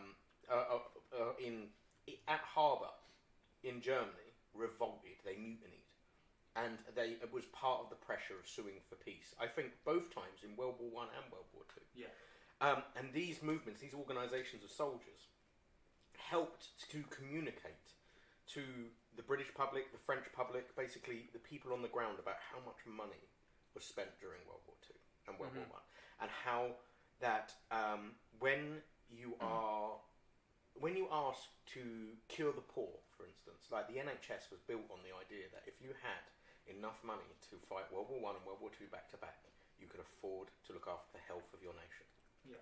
And, you know, from this great calamitous evil, and I would say wonderful things have come from it because of sort of giving them a sort of unity. I mean, I can't imagine the fear and terror you must have had of being a soldier on the ground with such hideous shit going on all around you. Yeah. But then to decide, right, actually, we can say no, we're going to stop this and go off of that. I would love to see that film be made. Because there was a great scene in a German war film where the Germans are defending the city from the Russians, and there are the German civilians are leaving, and an elderly German guy, I think he sees his son is fighting, and has all these, and he's helping these German soldiers, and he's just going, what are you doing? He's going, I'm fighting for the right, because Hitler told me to. And he's going, no, war's over, we've lost. Just come with us and leave. There's no point staying, there's no point fighting. And he's like, no, but the Fuhrer told me to. It's like, no, just live. And in the end, I think there was a small battle, and he saw the entire squad of German soldiers die, and the kid ran, and in the end he did find his father, and in the end it was this beautiful moment of, like, he learned a valuable lesson. It's not worth dying for nothing. It's worth living for some possible future that could be had. Yeah, don't find something to die for. Find something to live for. Exactly. It's as simple as that. Yeah. And with that in mind, I'd love to be able to introduce the sort of level of characters into D&D. Like, I would, you know, when you said earlier, revisiting, it feels like an age ago when we were talking about this, but running an evil campaign. Yes. I think would be a wonderful story device, and I don't have the ability to write one at the moment, but if I ever had the time, I'd like to do one where you set off, and I'm sure it's been done before. Sure.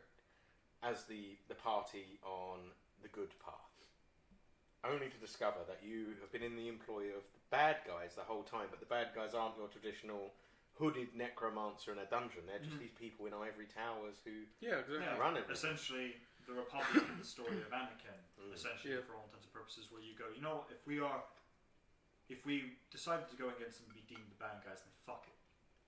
And I think that's the thing on that though as well. If you could create a D&D character based on that premises, or any evil premise, what would your evil character be? Excluding ones you may have already got. A bard that only plays Nickelback. Oh, that's evil on too many levels, dude. You son of you awful bastard, out! Get out! No, I mean, like, that's well, that's sort of funny, I guess. Evil is a point of view. It is. And it's a perspective. Like, if there is one thing I can be absolute about, is that there is no absolute truth. There you true. Go. That is true. Well, this is the basis of my character Crack. Is basically because he kept saying, like, the only reason why you guys are saying I'm evil is because I'm serving an evil god, and at some point, like, I'll you know, help him bring about the end of the world. Other than that, he hasn't actually done anything. Well, no, he did. He betrayed the party. People, that was before. That was different. But like, while it was lawful evil, after, actually, he never actually did anything evil. Point in case, and I think I've already said this on the show before. The first game I played in that group, right? There must have been like 5 of us. I think there were 6 or 7 actually. Something like that. Regardless, like, yeah, something like there was this. It was a banshee, wasn't it? It was a banshee, yeah. And everyone else in the group aligned with good. First thing they did, just attack it, and the banshee didn't strike back, and I clocked it. So I started talking to it, and I said, "I'm not going to hurt you. I just want to see what's going on." I think because of the type of warlock I was able to talk to it telepathically. Yeah. And I talked to it telepathically. I was like, "I'm not going to hurt you. I just want to see what's going on." And that I've always not outwardly, but in my mind, I've always held it against them because I was like, "You guys just fucking go for it and just attack something when it seems foreign or dangerous to yourself." But it was a defenseless creature. Like, why would you want to kill it? What benefit could you possibly gain from it? That's the thing as well, because... And that's why, throughout, there was this subplot that I warmed into it, where he, wrote a book, but it was so long and complicated and so difficult to read that no one wanted to publish it. And also because they said the premise was flawed. Yeah. Where basically, evil is a point of view, and, the truth about heroes is that full of sometimes... alignments. Which is why at the end, the character, despite having served an evil god, he ended up, essentially being just true neutral. Yeah. Because he was like, fuck you guys, I'm going to live in a bubble with my dad. The thing is, I think I'm going to retroactively do this, because I never gave it to you for that moment of talking to the banshees, give you a point of inspiration. Because that was... Great! That was... I realised I should have done that, and now I'm giving it to you now, because it should Great, I'll use it to grab the Shard of Evil. There we go. So, what about you then, Guy? Tell me about your evil character. I haven't made one as of say yet. Roll it now. To be fair, I'm willing to say that Mark got close to being evil several times. Mark got close, yeah, a few times I think. But for me, because I think the main thing about evil is the problem is admitting that your character is evil.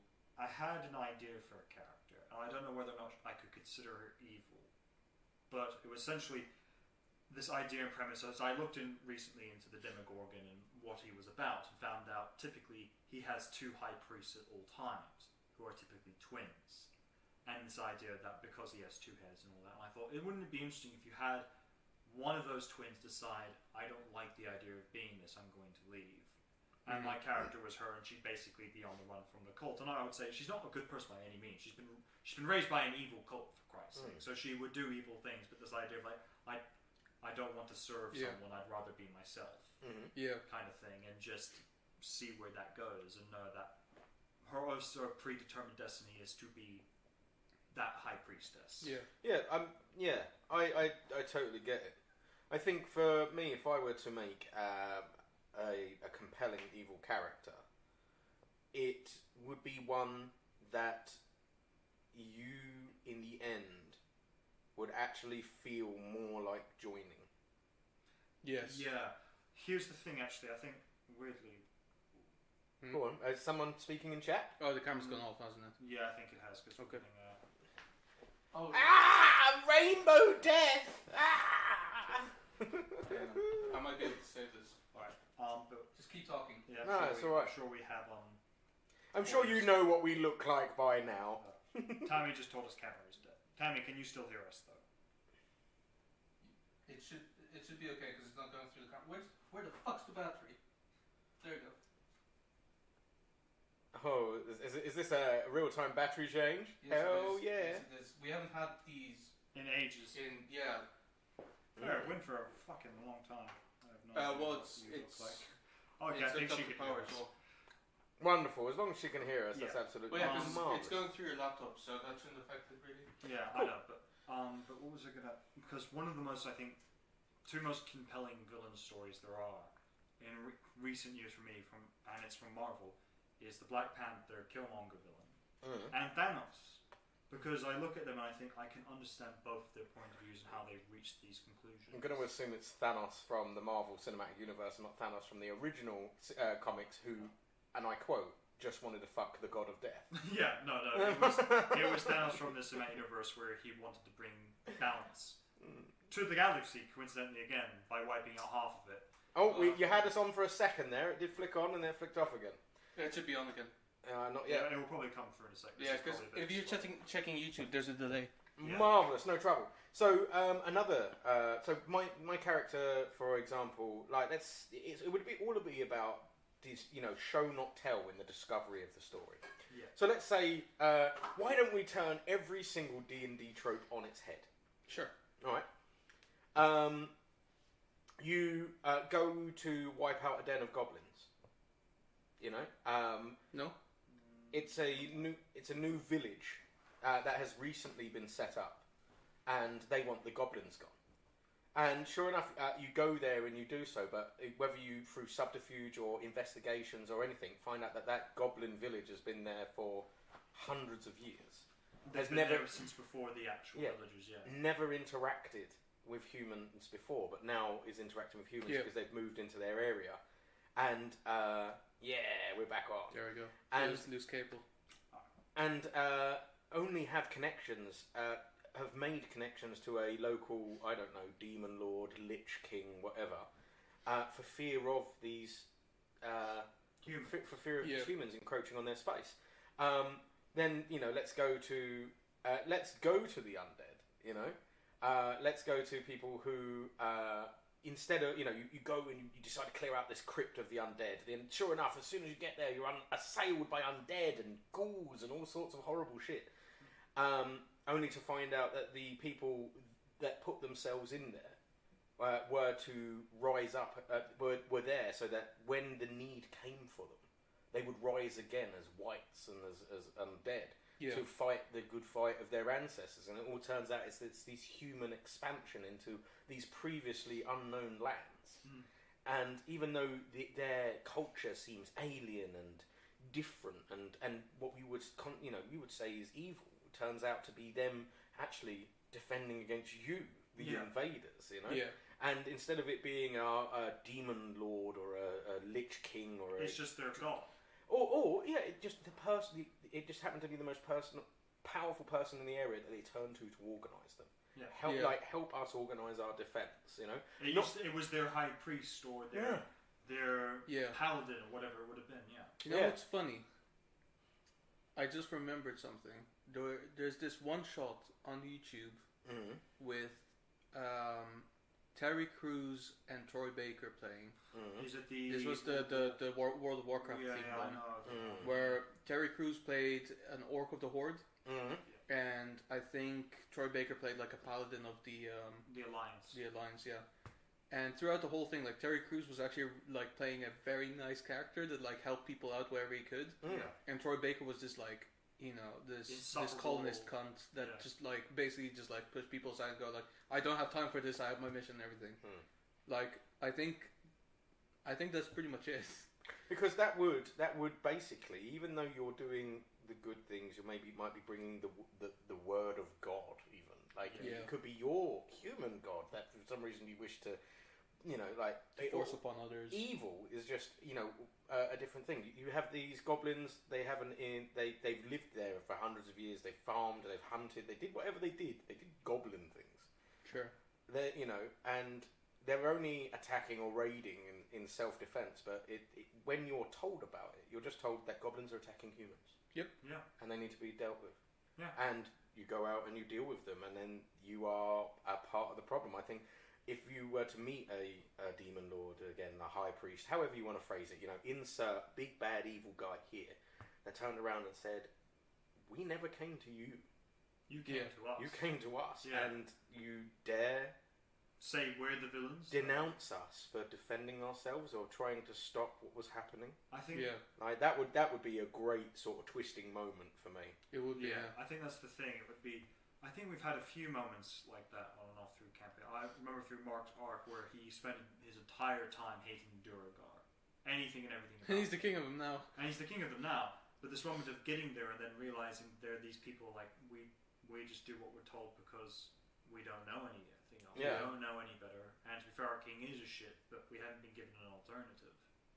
Yeah. And then all of a sudden they're presented with one, and some of them kind of go, you know what? There is an option here that we can go with. Yeah.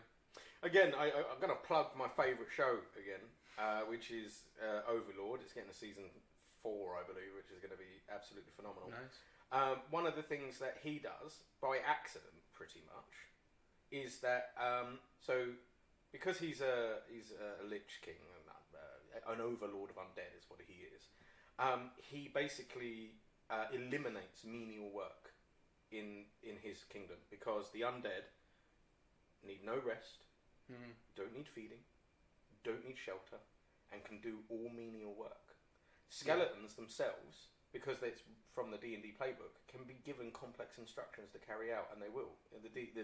They can do so like ad infinitum. The game, the Dungeon Master's Guide says that they can even do complex things like operate siege equipment and stuff. So what he does is, to countries that he's friendly with, he sells them undead labourers. That is fucking brilliant. That's fucking came smart. up with that brilliant necromancer idea at one point. So this is so I got that from playing Warhammer Total War. Right. Because what you had is the premise of this needs its own D&D campaign. Yeah. Luther Harkon, he's a primordial vampire. He was in the Total War Warhammer world. You had Nagash. He is he's basically the high priest of this ancient Egyptian-esque civilization called the Nehekarans. Yeah. He basically is the second son of the pharaoh, the Grand Katept. And so, instead of being groomed for power, he's groomed to be in the priesthood. Basically captures dark elves that have shipwrecked on the shores of Nehekara and tortures them terribly as invaders and foreign filth. And in exchange for one of their lives, one of them teaches him about shadow magic. And now, by this point, the Nehekarans have already come so close to finding an elixir of immortality. Yeah. And this little last push about the manipulation of a wind of magic called Saish. They were aware of these winds of magic that blew through their land, and there was the wind of life, and opposite that the wind of death, and then the wind of fire, and the wind of water, and so on and so forth. Elemental forces. And the wind of wind, obviously. Indeed, the passing of wind, and the breaking of it. Yeah, it's exactly. Yes. And then he found out that he could manipulate Saish to perfect immortality, and so he drafted the first elixir of immortality, and he drank of it and became immortal, and then promised it to all of the popular, not the popular houses, but like the nobility of the Nehekara, if they support his claim to be Grand Katept. Yeah. And they outrightly said no. And so what happened then was, he was like, fine, shunned and destroyed. He decided to wreak his vengeance, and he poisoned the elixir of immortality, and he poured it in the Great Vitae River. Oh yeah. And what happened then is it poisoned. It became the Great Mortis River, and it killed everyone. And then he started to do something that was seen as the worst thing that ever happened. He forced the wind of Saish to quell the wind of life, and started to raise the dead as mindless automatons, a complete desecration of these people. Yeah.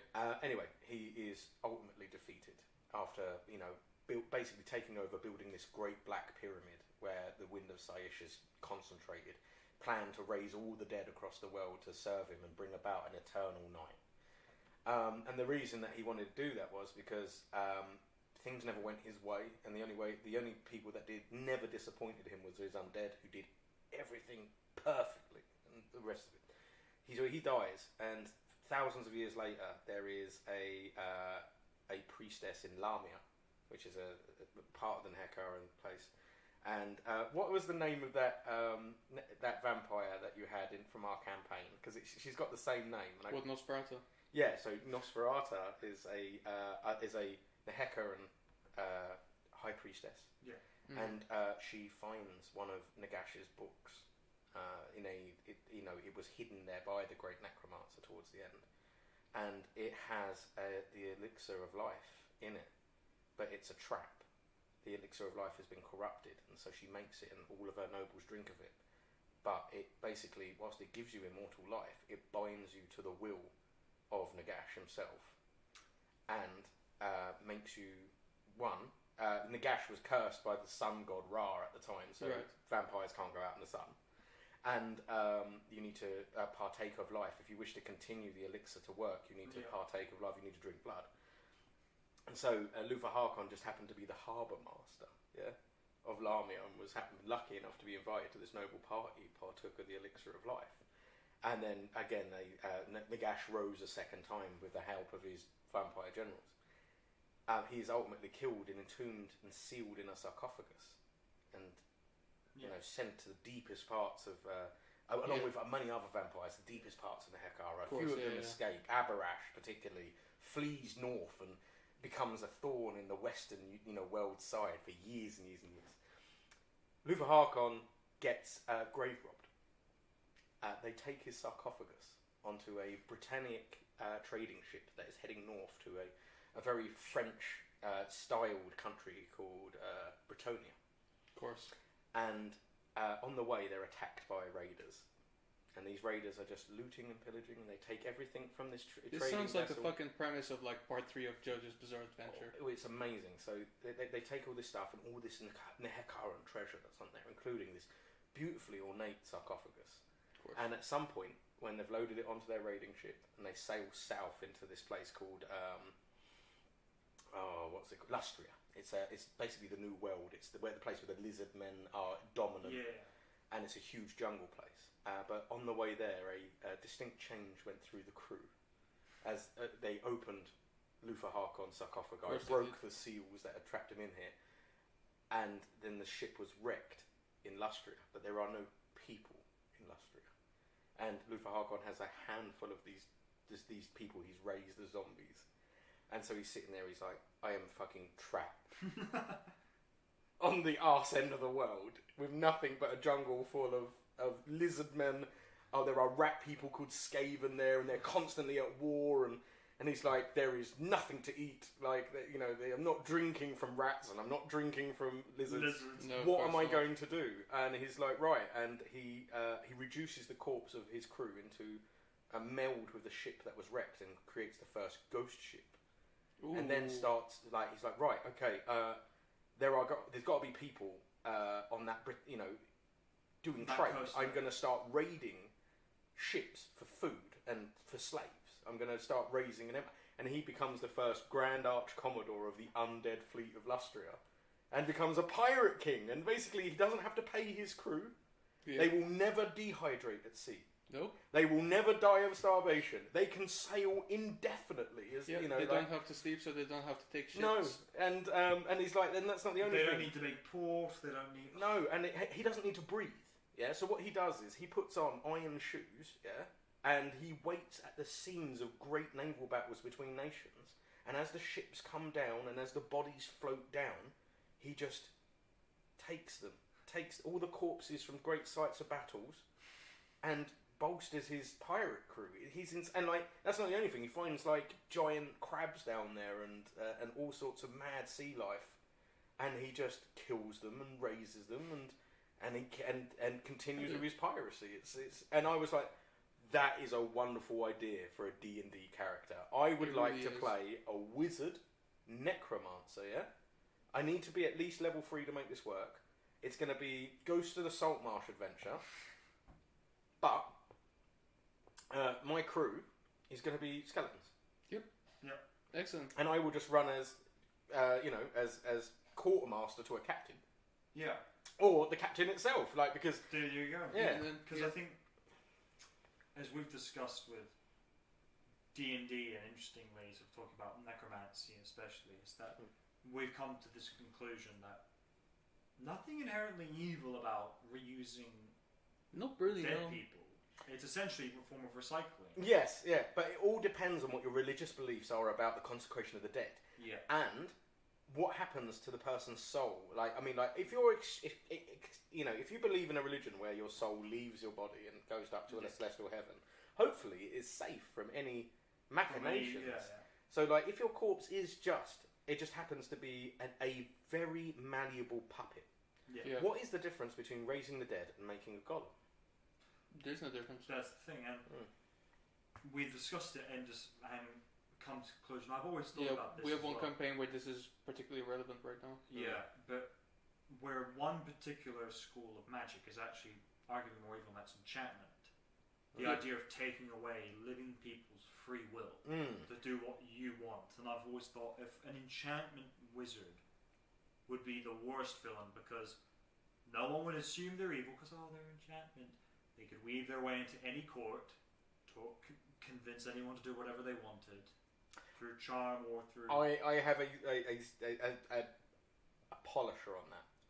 So we were talking about Palpatine earlier? Yep. Yeah. I made a character sheet for as Palpatine as I could get. Nice. And it is a sorcerer. That makes sense. Do you want to know why? Because one of your meta magic skills, is silent spellcasting. Yes. Couple that with enchantment, you can cast suggestion at will, and no one knows your until the effect ends. They'll know they've been charmed at that time. And but even that's there's actually, no idea. arguably, I've realised there's a deadly combination. If you have modify memory, no one will ever know. You just simply lean in, dominate person-them, convince them that you are their bestest friend, that you are their ally. Modify their memory to make them realise that that's probably true. And you could probably have some hybrid of like magic and arcana rolls, like where you merge dominate person and modify memory to be the one where it's an everlasting effect. Well, that's the thing. Basically, you make them basically believe that you are an amazing person, and then they'll realize that they've been charmed, modify memory to remove that realization. And they'll always believe that. Yeah, they're like, I don't remember everything, but I do remember that you're a good dude, so I'm going to follow you. Exactly. And I think that's the thing of this... an enchantment wizard and that's the thing, bards and sorcerers, especially with charisma-based casters, who are also just naturally charming themselves, can get into any position they want. They can talk their way into any position. And as soon as you get close to people in a position of power, especially if you think they're weak-willed, you just look at it and go, I'm in a candy store with all these weak-willed fools who will do whatever I ask. But I mean, I find it interesting because like the sorcerer is a pretty naff class at the minute. It does need a buff. I think it got a buff in Tasha's Cauldron, but I haven't read the module. I haven't read it either. I've read bits and pieces, and there's a lot of really powerful stuff in there. But I was literally just reading about how, what I would like to do, because how my great thing is it's all about rules as written. Yeah. And it's all obviously about the DM's discretion, because you don't know you're under the effect of a suggestion. I believe, right? Until it's over. Until it's over, yeah. So, the instruction needs to be something that will action at the end after you've left. Yeah. Or, or it will lead to a beneficial situation where you could do that. So the ability to cast it silently would basically look like to you that when you walked into somewhere and you Jedi mind trick someone without having to do the incantation. Well, yeah. And it looked like you would belong there, or you would come out on top of it in any negotiation, because it wouldn't be rules as written. You can't tell them to do things that would harm them. Yeah. You can't give them the suggestion to hand over their kingdom and shit. Yeah, and they have advantage on the save if they're in combat with you as well. Exactly. But then think of it. There's a great name you could have for that character. Kenobi the Negotiator. Absolutely. But the thing that I love as well is the higher level you get, the more meta magic you can pile on at once. Yeah. And twin spell allows you to cast 2 spells at once, so long as the second spell doesn't affect more than one person. So, like you said, suggestion, compel duel. What? He attacked me. Oh, that's fucking brilliant. Yeah. You can make yourself look like the victim in any situation, or anything in any situation. Yeah, absolutely. That's the thing. What it does is it stops D&D being a combat game, really, for you as a character, and it becomes a political. That's the thing, because but that's where if you do an evil campaign, that's inevitably where it's going to go. Yeah, absolutely. Because. It's that's the thing of the two ideas for compelling villains, I think, in any D&D game is the one where you look at the villain and think, they weren't always evil or it wasn't always this way, and it just led to this. For example, with you guys dealing with the Blood King, he was meant to be the villain, but it was this twist of he didn't actually technically have to be. He was made to be one. But then you have this other, like the enchantment specialists and whatever. It's like, no, they are evil generally, but they're so fucking good at it, no one will ever know. Yeah, exactly. It's like you look at them and go, oh, it's like their backstory is like it's not as impressive as the other guys. But the shit they can do. But the stuff, the way they do it, is compelling, and you just can't help it. And you have the ability to lie. Like I'm reading again because I'm a massive weeb. I'm reading the Reincarnated as a Slime series at the moment, right? Sure. And again, yeah, I know, it sounds random. It's a bit like Skelly Bro instead. Again, turning a D&D trope on your head. A lot of isekai animes is about you go to a fantasy world and you're the most powerful dude there, and you've got all this knowledge about the modern world and you can apply it to a medieval D&D setting. Yeah. Here's an idea. You're reincarnated as the weakest creature in the D&D roster, a slime. That's actually pretty funny. Yeah, it's amazing, and it's all about the slimes exploring this new world. He is given one boon, which is when you look on the face of it, it's not overpowered, but he uses it in an overpowered way. He is reborn with one benefit, which he chooses, and he chooses to have a great sage guide him. So what he does is when he touches something, and he's like analyze or whatever, he gets told everything about it. So medicinal plant. Oh, you can use it this way, and if you ferment it this way, it becomes a health potion. You can synthesize it this way. Rah rah rah rah rah. When he starts, he's blind because slimes use blind sight, and in this world and all the rest of it. So he has to figure out how to feel his way around, and it's only when he meets another creature, which happens to be the end of dungeon boss, Veldora, the Storm Dragon, who has recently lost a fight to a bunch of heroes and is in a force-filled prison. Veldora's like, I have just enough magic to give you regular sight. And he realises who he's talking to and all the rest of it. He goes on to build, to go into this dungeon world, and outside of it is a great forest filled with monsters. And he goes around slowly conquering, indirectly or directly, all these groups and tribes of people, orcs and ogres and goblins and such. And he decides, right, well, I'm here now. I'm fucking, I've got all this knowledge in me. We're just going to build modern day Tokyo here as best as we can, and the orcs are really strong. He'll teach them about engineering. He just asks great sage about how can I do this, that and the other, and he slowly builds up a nation. Well, anyway, the rest of the Western world freaks out and decides, whoa, what can we do to save, there's a nation of monsters. Who's heard of a nation of monsters, Yeah. And he deals with them politically, but all the other times there are all these different people who manipulate the situation into making them look bad through politics. Yeah. One of the situations is a hero does go out to confront this nation of monsters, and obviously she meets the slime Rimuru, who's their god. They venerate him as a god. Of course, yeah. And they become friends. She was summoned to this world from Japan as well, and made to be a hero by forcibly joining with a higher spirit called an Ifrit, a fire spirit. Oh, the Ifriti. Yeah, and she's absolutely tortured by it.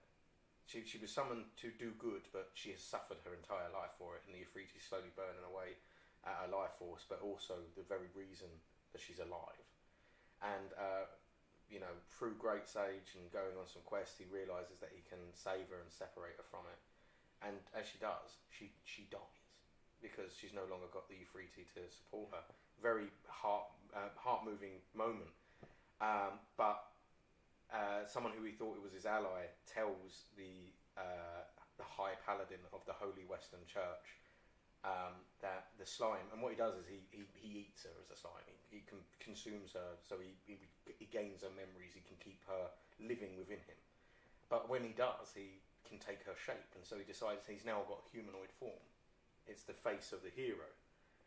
The Western Church is told that the evil slime leader of the nation of monsters has killed the hero, and is worse, puppeting her, using her as his device, and all that. And he gets invaded by a few nations. Well, of course, yeah.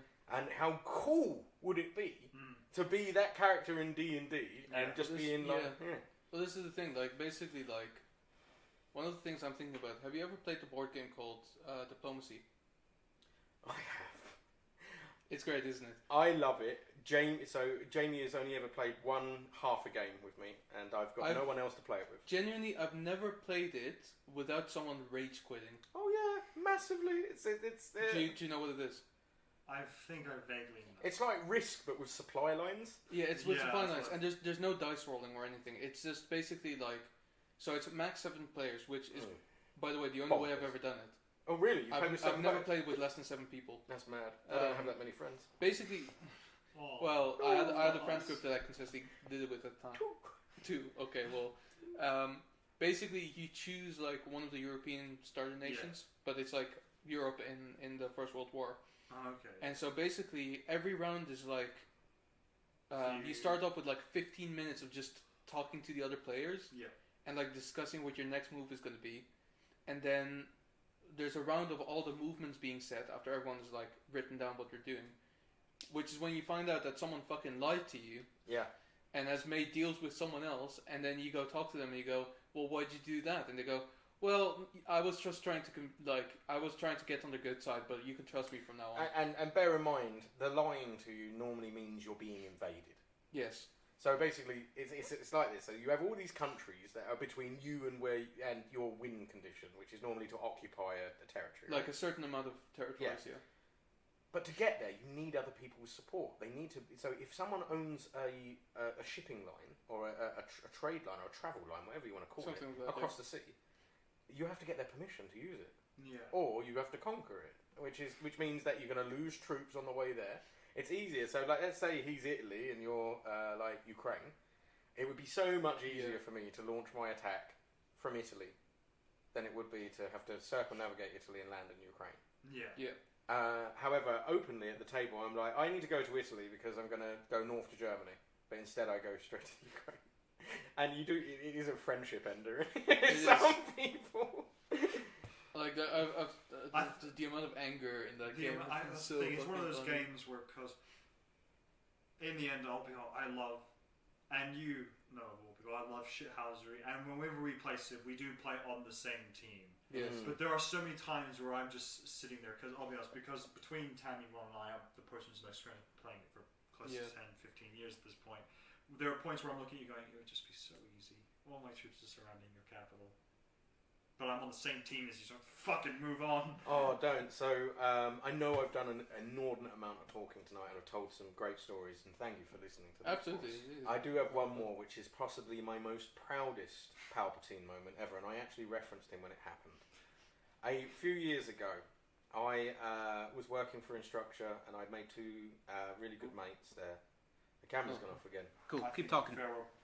Yeah, we're going to wrap it up soon. Yeah. That's alright, yeah, we'll wrap it up. Thank you for those of you that are still with us.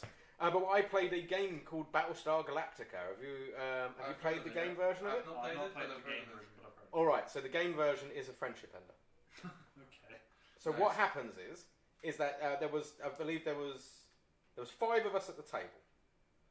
And the game starts off with 2 of them being, you don't know who, at the table, but 2 of them are robots.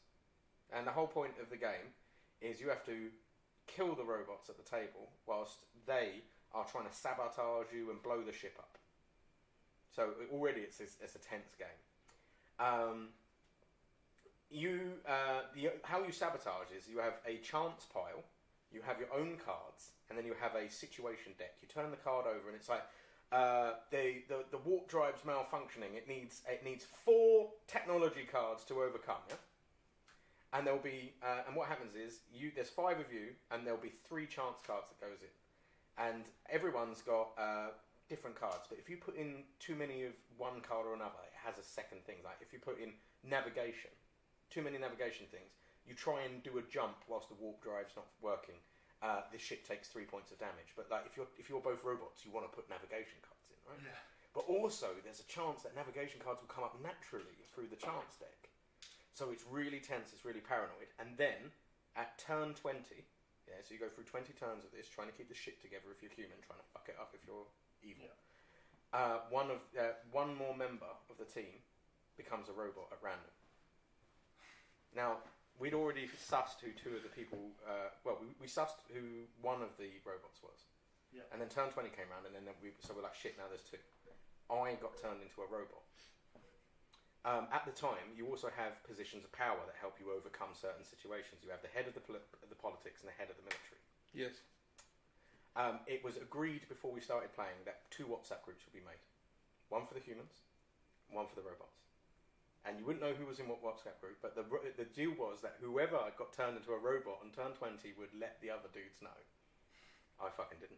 I absolutely didn't. Oh man, that's... So basically everyone thought there was only 2 teams. There weren't, there were 3. There was their team, my team. And I was playing on my own. Yeah. The 2 Cylons, that's what they're called. The other Right. 2 Cylons were freaking out, not knowing who the third person was. No one was admitting to it. And I certainly weren't. And I was throwing shit tons of shade on my mate Simon. Yeah. Anyway, so I happened to be leader of the military at that time. And which basically meant that if I had 3 nuclear options, and depending on how many ships, because they could lead us into ambushes, if they played enough navigation sabotage cards, we would be navigated into Cylon space. We'd be attacked by ships. We only had a number of turns to overcome the situation. So I'm a Cylon. We could have won at that point. Yeah, pretty much. Well, it was 50-50 whether they're going to win or not. And they looked at me and they were like, "You need to use the nukes. This is what the situation is for." And I was like, "Fine." And I used the nukes and I burned 2 of the nukes. 2 of the 3 nukes we had. You get no more. Yeah. And I wiped out the Cylon Armada. I rolled maximum damage on all my dice. Absolutely destroyed them. The 2 humans were like, "Yes, Josh, we definitely know you're not a Cylon. Why don't you also be leader of the politicians?" And I was like, "Right." And so basically, I let them play. Again, I'm just a sadist. So we went with 10 more rounds. Victory condition for the humans was in another 5 rounds. And basically, I put in a ridiculous number of sabotage cards Nice. into the next pile to match my friend's number of cards. I saw how many he put in. I put the same number of in as sabotage cards, and then I said to him, "Right, but you need a majority vote amongst the humans to be able to put people in prison." So what I did was we voted to put him in prison. I said, "That's wonderful." And then I played an executive card I had, which was murder human, and I murdered the other dude. And then I was like, "Now I'll blow up the ship." And we won. They actually caused. Like I genuinely fell out with Simon for about 2 weeks about it. He was like, I didn't see it coming.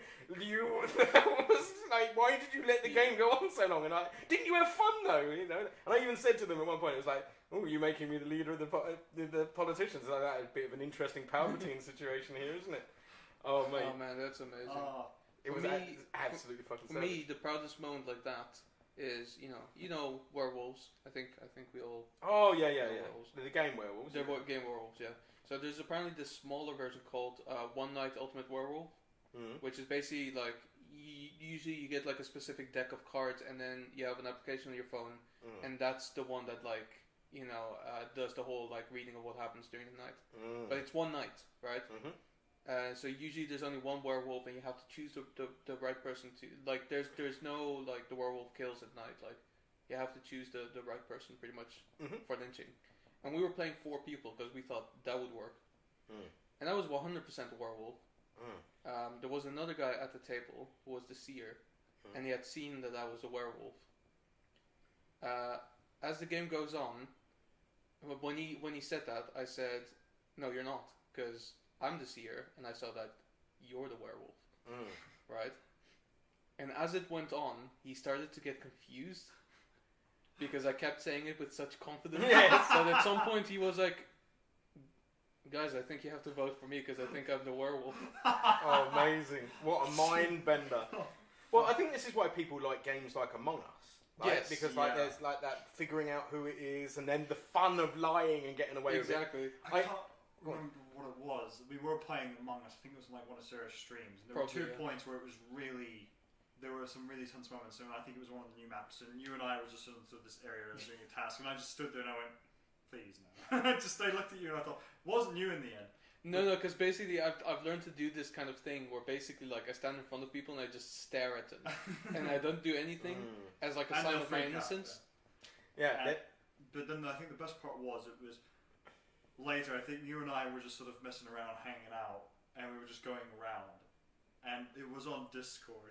And at one point I just thought, it's too good not to. and I just killed you. I looked up at the camera. I looked in. It was on video call. I looked up at the camera. I just saw you. Your reaction was priceless because there was disappointment. I thought, yes. So for one of my company parties, I suggested we play it, and it was very fun. Because basically, I was the imposter, one of the two imposters, and the first body got called, and I had no alibi. I was just out on my arse there. So me, just being me, I was like, everyone was like, oh, I was in engineering, I was here, I was in security, I was in electric. And I was just like, I've been in an event the whole time. And they went, oh, good one, Josh. And I was like, yeah, could you imagine? Did I do that to you? You did that to me as well, and I was like, okay, it went so well, I he's did it throwing again. me off. It's not him. But that's the thing, if you're an imposter, the weird thing you could probably do to get away with it, just be honest. Yeah, be honest. Just like, oh yeah, I killed an event, I just vented. And I was like, Yeah. oh, okay, yeah, sure. And you're like, fucking morons. There was this one time. I think you may have been there as well. Like we did one time where we played Among Us with a couple of people, but we kept like voice chat on.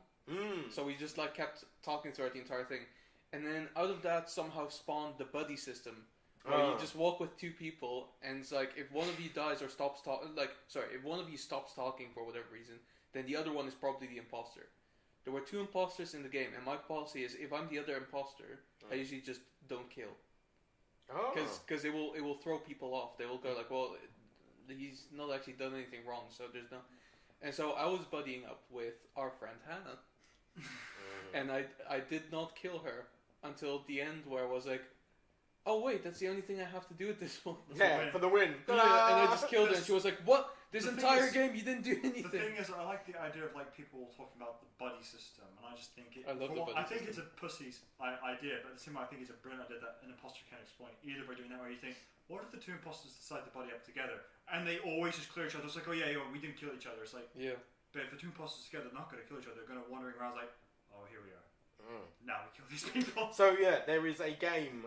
So I love watching YouTubers. I live to consume. Yeah. There is a YouTuber called Cartoons. Sure. Do you love cartoons? Have you seen his Goose Goose Duck playthroughs? No, I haven't seen those. So Goose Goose Duck is an Among Us clone, Okay. with which basically encapsulates all the mods that people put into Among Us. So you have certain rules and roles and all this, the rest of it. Some of the roles that they introduce are obviously the regular imposters and all that, which have superpowers. So one of the imposters is a mimic. It can change into another character for 30 seconds. So basically you can run into a room full of people, murder a dude and run away. And it looks like that dude flat out killed. But my favourite one is the silencer. Right. So what that means is that you can kill in front of one other person and silence that person, so when they report the body, they cannot speak. And you just like, I just saw so-and-so kill. Nice. And it's just the most savage fucking thing in the world. I love it so much. And they've introduced all these other roles. So there's another role called the Dodo. Okay. So the Dodo's role in Among Us, or in Goose Goose Duck, is you want to be voted out. Yes. Oh, like a jester. The jester, yeah, which is the jester You role, want which to is so fun. I love being a jester. Because that's the thing, it's like this idea, like, you can't kill anyone. And if you get killed, everyone's fucked. And I just love seeing all these different games where they're going around just trying to make people think they're sus. Yeah. It's just wonderful to see them just fucking... Have you seen Cinnamon Toast? Not Cinnamon Toast, sorry. Disguised Toast. Disguised Toast. Yeah. What a genius player he was. I'm so sad he's left YouTube. I hear that his father got sick or something and he doesn't go look after him. But, oh my god, that dude was like savant level Among Us player. Yeah. Loved him. Absolutely loved him. Alright, well it's been a wonderful chat. It really has. It has, yeah. We've gone on for about 2 hours. Oh wow. No, It's been good, man. Like, you know, first of all, like doing it in this format, it's a completely different dynamic from doing it via Discord. And thank you. You know, what a wonderful unscripted chat. And we hope that everyone who is listening, or however many of you are there, that you've enjoyed it. And yeah, I mean, do we have any questions in the chat or anything? Give her a few moments. Come on, Sammy, we want a question. But on that sort of really random weird topic, because as you have probably, I think because you've played in a few of my one-shots, which have always been thematic, like Christmas one and then the Halloween one. Now I'm just getting the Southern urge to do, what if I tried to do like a weird Civilization Among Us one-shot where you are the DM, but your simple role is like, you sit there, it's like, okay, you're this nation, Go. What do?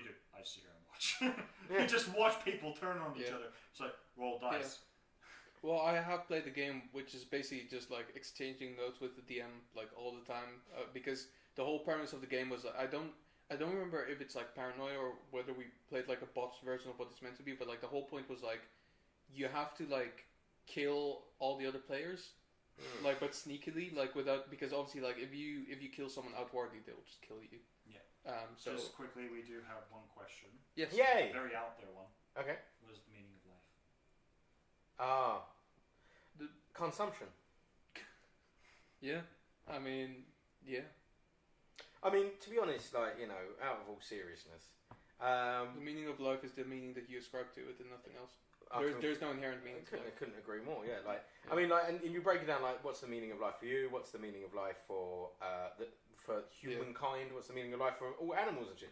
And the ultimate thing is, no matter what you put by it, you're here, and you just have to, you know, do as little harm as possible and just have the most fun.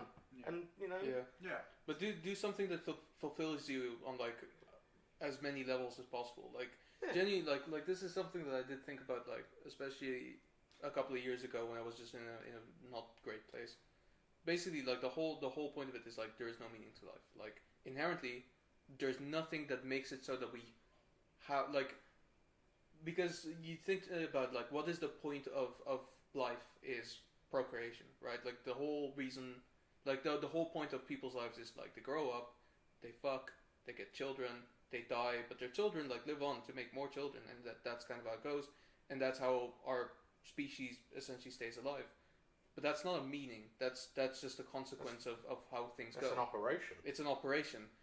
The meaning is everything that you do within the boundaries of that. I mean, obviously, you don't have to contribute to that, but, like, it's everything that kind of, what do you do with what you're given to do? What do you want to do? And, you know. Apparently we're all wrong. Okay. It's 42.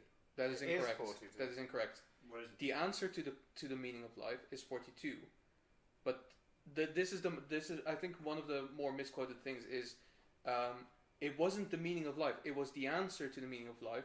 Yeah. But in the book, they in the first chapter as well admitted that they didn't know what the question was. They didn't know. And before they could figure it out, the machine, I think, died or something like that. And it turned out that at some point the question was something like, "What is 6 times 9?" or something like that. Like I think the question was meant to be like, "What is 6 times 7?" But the question came out wrong. I think the So that's the meaning of life. Is 6 times 9 is 42. Well, do you know what? Like, I take a bit of a refreshing stance. Stop proving me wrong, as she said. Read a book. I am so grateful that life is ultimately pointless. It is. Because, like, if it wasn't, and if there was a point to it, that meant that we're all supposed to be doing something. Right. Yeah. You know, like, what's my purpose? Listen, like, I know that there are people out there that feel the need and the desire and the sense of urgency to fulfill a purpose, yeah? Yeah. But ultimately, I'm so grateful that the only purpose that there is in life is the one that I give myself. Yeah. And that's the only one that should be. If your calling is, ecclesiastical, religious, professional, political, emotional, go out and do it. I mean, like, no one in this world is going to say that, Dickens and Shakespeare wasted their life because they didn't rule the world or start a movement. But everyone loves what they left behind. And I'm not even planning on leaving anything behind except good times and hopefully touching a few people inappropriately. No, touching a few people's lives in a positive way. Like, I think. I mean, with the example, of like D&D is even as well. Like, ultimately, all the things that we do while playing D&D are to further a story. You don't have to do them. Like, if Mark wanted to, he could literally just decide, you know what, I don't care about this quest anymore. Cass can do whatever he wants. I'm just gonna go back to fucking Castles to fucking Highville or something like that. Set up a shop. Yeah. Sell some bread or something like that. I'm sorry, I'm a little bit busy with figuring out what my manuscript that was left to Vasily from his uncle, his grandfather Rasputin is. I'm going to have to put the whole adventure on pause here. I mean, literally, like, if you think of any role-playing game, it's like, you do the missions to further the story. You don't have to do it. Yeah. I think in life it's basically the same. Like, You do things that you feel like you have to do. That you have to do. You don't have to do them. You do them because you want to continue this path that you set yourself on, because you believe in the fullest of your heart that this is the path that you're meant to take. So just a few things. One, Tammy's response to you was, "Bite me, Ron." Fair.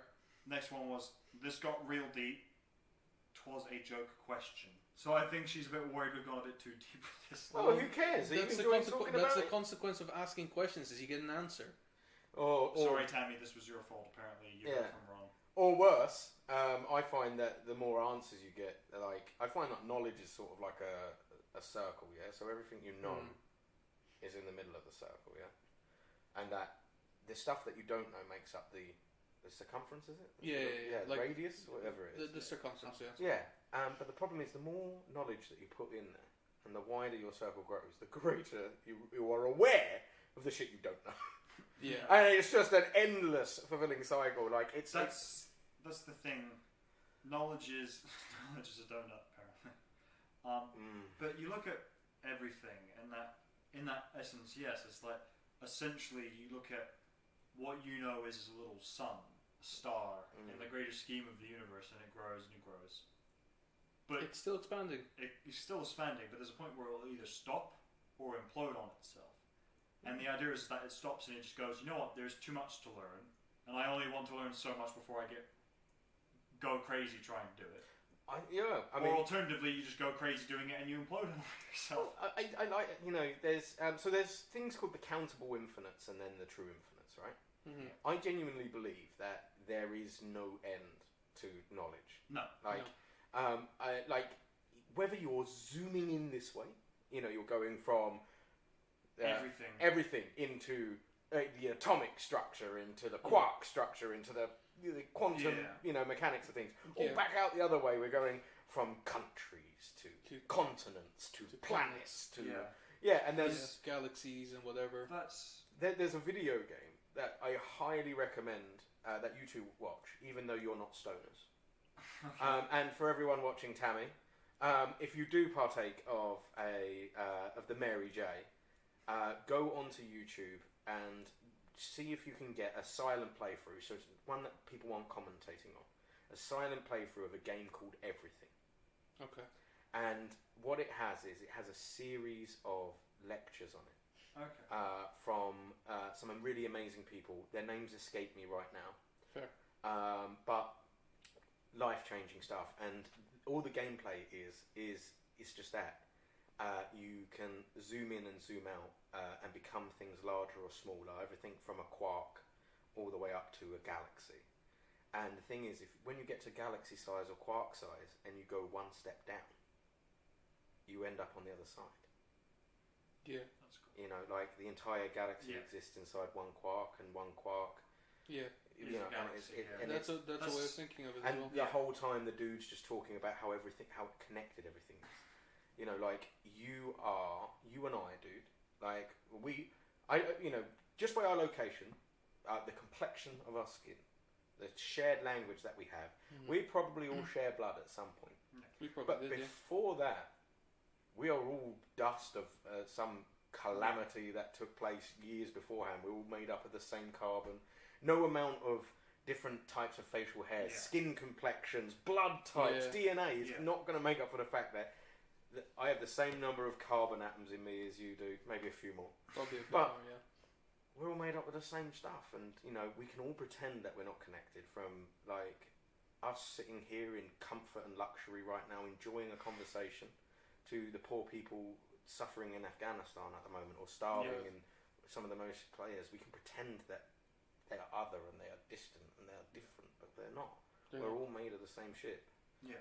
And I honestly, I highly recommend it. The game's called Everything. See if you can find a silent Let's Play on YouTube.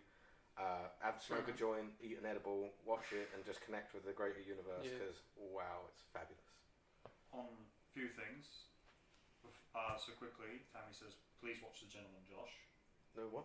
Watch The Gentleman. The Gentleman? Yeah. Lovely. That's sure. Is that a film? Yeah. It is, yeah. It's a Guy Ritchie film. Yeah. Another thing. She texted me that earlier. Another thing was y'all shared fluids. Absolutely. Well, what do you think is going to happen after this camera turns off? Just deep dick fucking. You know, like, there you go. there's a lot of tension here and worry about villains and stuff, you know. A bizarre callback note about connecting knowledge and then villains. Yeah. One villain that sort of fascinates in that regard is Brainiac. Yes. The villain whose sole purpose when he was created to learn everything. Yep. He then realized that's impossible because knowledge is ever changing. You leave one world, come back to 100 years later, it's completely different. And then he got mad and decided, you know what, I'm going to capture a single city from each world and wipe out the entire planet.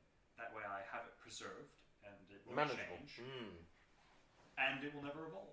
Yeah, and if it does, then it's already in his collection. He can still study it. Yeah, exactly. And it is one of the most fascinating aspects of that story of realizing Brainiac is a byproduct of an impossible task that he was left with no other way out of. It's like Ultron. Oh God! You took the words right out of my mouth. I was waiting for that intersection to go, but like, yeah, it all come well. To be honest, if both of those things are basically Hal from fucking Space Odyssey, and true. Like, you know, I have learned enough to know that humans aren't part of the final solution, or that, you know, change and growth, whilst it's something that we thrive off of as humans. And as a vast majority of people who would probably designate themselves as conservative would like to restrain as much as possible. It's what we live off of. It's what we thrive off of. I mean, look at the technology explosion in the last 1,000 years. Oh, sorry. Well, fuck that. The last 100 years. Yeah. Last 100 years, because literally, not even that. I was talking to a couple of colleagues about this yesterday. Like, we were talking about, like, not childhood, like 90s computers, right? Like we were talking about like the computers that they had, and they had like their Ataris and their Commodores. Sure, yeah. And then you look at the Alien films, it's like, this is what technology will look like in 2172. But and all these noises, like it's cool, but no. Even then, like, I remember, like, I believe the Packard Bell that my dad had, like the large fucking box with like a floppy insert bit, and like the massive floppy into you. What? No, that's what? Your uncle? Did you say? No, I'm not accusing him. What? No. Anyway, but like thinking about that, and like we were talking about it, and like one of them said like those bad boys had like 2 megabytes of RAM. Right? You look at it today, it's like 2 megabytes of RAM, like. Fucking 8 gigabytes might not even be enough to fucking run Google Chrome, like a basic fucking browser. That's still more than what they landed the moon mission on. There you go. Oh yeah, it is. How mind blowing is that? It is mind blowing. It is mind blowing. Like today, like your basic editing software. It took less than 2 megabytes of RAM to land some men on the moon. And you look at it, and you also then realize and 32 isn't enough to run fucking Adobe Premiere. But no, you also then realize the scope of it. That was just enough to get people to the moon. We still haven't gotten people to Mars yet. No. Well, the thing that sorry that this is such a side. It made me giggle because I've been. You've been high this entire time. No, I've not been high this entire time. It made me laugh because I read an article the other day which really pissed a lot of people off on the internet, which said we can't go back to the moon because we don't have spacesuits. Yeah. Yeah. And everyone's like, we had spacesuits in the 70s. You're talking shit. Well, I read the entire article, and it turns out. That the time that they did spend on the moon was absolutely hell. Yeah. And the reason being is that there's no atmosphere on the moon. That means that there's no weather and there's no wind, yeah? So everything on the moon is sharp. Yes. And he said, like, the dust, that when you kick the dust with your foot, would tear their boots apart and get into their crevices, and it would open bits of them up, and, like, it would get in, like, he just said, like, he cried the whole time whilst he was in isolation. Jesus. Like, because they came back and they had to isolate from coming back from the moon. Which meant that they, even though they got scrubbed and all that, but they just said we were full of fucking moon shards, because everything on there, the dust, the specks, everything, you disturb something, it's all razor sharp. Yeah. And I was like, fuck, I can understand. Like, when we say we have got no spacesuits, we've got no spacesuits that can hold up to long missions on the moon. If we want to go to the moon, we want to go back for more than a fucking picture and a spacewalk. Yeah. But like, apparently we're not quite there yet with something that can put up with That's the thing. razor dust. In that weird regard, I think, because Mars has a weak atmosphere, but it does have one, from what I. It's got mad It weather. does, yeah. Yeah. So therefore, you look at it logically. It's like, oh, but there's no storms or anything on the moon. It's like, yeah, but you'd rather have a storm. No, there's storms on Mars. Well, I mean, No, that's what I mean. Like on the moon. Oh, there on the isn't moon. one. Yeah, no, there's not. Yeah. Yeah, Listen to what I'm saying. moving. I'm listening. Moving Speak pressure. louder. I mean, I'm not sure. I haven't done enough reading. I don't know if there is enough atmosphere on Mars for there to be weather systems. Yes, there is. Yeah. I know that there is enough on Venus because I heard it rains fucking sulfuric acid on It does. Venus. So basically, on Mars, the funny thing is, like all of the basic needs, except for temperature, maybe for life, Yeah. are present. Yeah. Like they did find water there, and what they've basically constated is because technically right now it's ice, right? Yeah. What they found is that much like you have glaciers and interglaciers on Earth, you have those on Mars as well. So at some point, it was warm enough so that the water was actually able to flow, and life could have potentially grown there. Yeah. They don't know if it still exists at this point. Like there's no actual life forms found, but the premise for it certainly is there. Because Go on.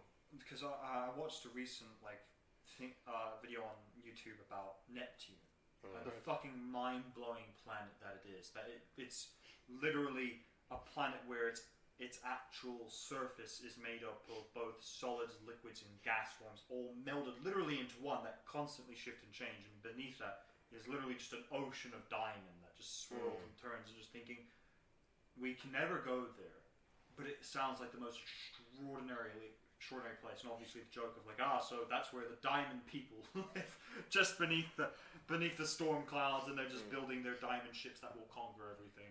But Yeah. I'm realizing every single world within our system that logically 2 planets within our world could have held life, being our planet and Mars. And a few moons of Jupiter, which little bit of trivia for you. Did you know that the moons of Jupiter, are named after the god Jupiter's mistresses? Yeah. And that I can't remember who his wife is, but his wife is actually named after another planet, so all his mistresses are around him, and a completely separate planet is named after Jupiter's wife. Forgive me, it escapes me now. Jupiter was Zeus, and I think in Hera was named Juno. Yeah, and I think Juno's actually in a different solar system. Potentially. So that's just a brilliant no disconnect. But no, I think Hera might be renamed because we've got it's all named after the Roman. So Juno is so the Roman equivalent for Hera. Juno. Okay, that's interesting. I don't know which. I swear she had her own planet, but I was just someone told me in passing about this. I would imagine it's either she is still one of the moons, in other words, she's just all that equals to the mistresses, or she's her own planet in a different solar system. Just completely disconnected from everything. I think it's in a different solar system because, as far as I'm aware, so there's Mercury, Venus, Earth, Mars, Jupiter, Saturn, Neptune, Pluto, and then there's Eris. Did I miss one? No, Eris is Mars. Aries, not Eris. No, Eris. Oh, Eris. Sorry, my misheard. There's a 10th. Well, there's a 10th planet. It's a dwarf planet, so technically it doesn't count. But I think it counts. I don't discriminate. Well, it's just like, do you know what? How funny that we find ourselves back on the subject of villains. Because Pluto is obviously Hades. Yes. Not a villain. Not a villain? Not classically a villain, but displayed as a villain in Hercules, I guess. No other Grecian god actually did their jobs very well, except for Hades. No. True. He looked after souls, he was a manager of souls, and he was kind enough to call his dog Spot. And he also never raped anyone. Never raped anyone. Never cheated on his wife. I mean, kind of. Okay, well, one person. He literally captured Persephone and raped her. One person. That's still pretty good One statistically. rape. That's statistically fantastic. It's a weird thing because give him the win. It's the weird Stockholm syndrome that ultimately in the end are like, well, we're kind of cool with it because he is actually really nice to her and actually treats her well, and she cheats on him, and he's like, I'm not pleased about it, but fuck it, everyone else cheats on everyone else. And fucking Zeus never got the Stockholm syndrome setting in. Bothers me. He probably did actually. Now I think about the thing is about it. He did what about it? What? I think Zeus did get some women getting some form of Stockholm syndrome. Oh no, absolutely. Absolutely. Well, I mean, like my favourite story about Zeus and Stockholm syndrome is actually Zeus is constantly falling in love with other women. Yeah. But Zeus's whole premise is not so much, oh, I love you and I'd like to keep you. It's, I love you and I'm going to hide you from my wife. Yeah. Are you familiar with Zeus and the cow story? Yes. Oh my god, that's my favourite one. I'm going to make you a beautiful cow. Yeah. And then Herod just comes by and is like... I'm pretty sure that's where the whole motto, you're a cow expression was. No idea. It probably is. But honestly, the other one was, and this actually came up in our last D&D game, because now they're in Theros. Yeah. And it was you guys confronted Medusa, and I pointed out, Medusa's not this evil creature. She was cursed by Athena, right? She was cursed by Athena for being raped. By Zeus? No, by Poseidon. Poseidon. But at the same time, it's like, so wait, the great thing about the story, all these people love Athena. It's like, oh, she's a great, hero. She's a great feminist icon. She punished a rape victim for being raped in her temple because that was apparently an offense to her. No, don't punish the god that did it. Also, to add salt. But that's why I like the Grecian gods, because they're capricious. But to add insult to injury to the whole thing, was it Perseus killed her and then got hailed as a hero for it as well? Yeah. So he killed a rape victim that got unjustly punished. And he's the hero in the story. Yeah. Well, yeah, but I like that because it's the Greeks' attempts to introduce a bit of humanity to monsters. That's the thing. They made the gods human. Absolutely, they made them actually quite relatable. And that's the other thing. You look at the Norse gods as well. I wouldn't say they're as flawed, but they're fucking lunatics, like humans are. It's like Odin. I will acquire great knowledge. Speaks to some thing, and he goes, you wish to have knowledge? Yes. Pull out your eye.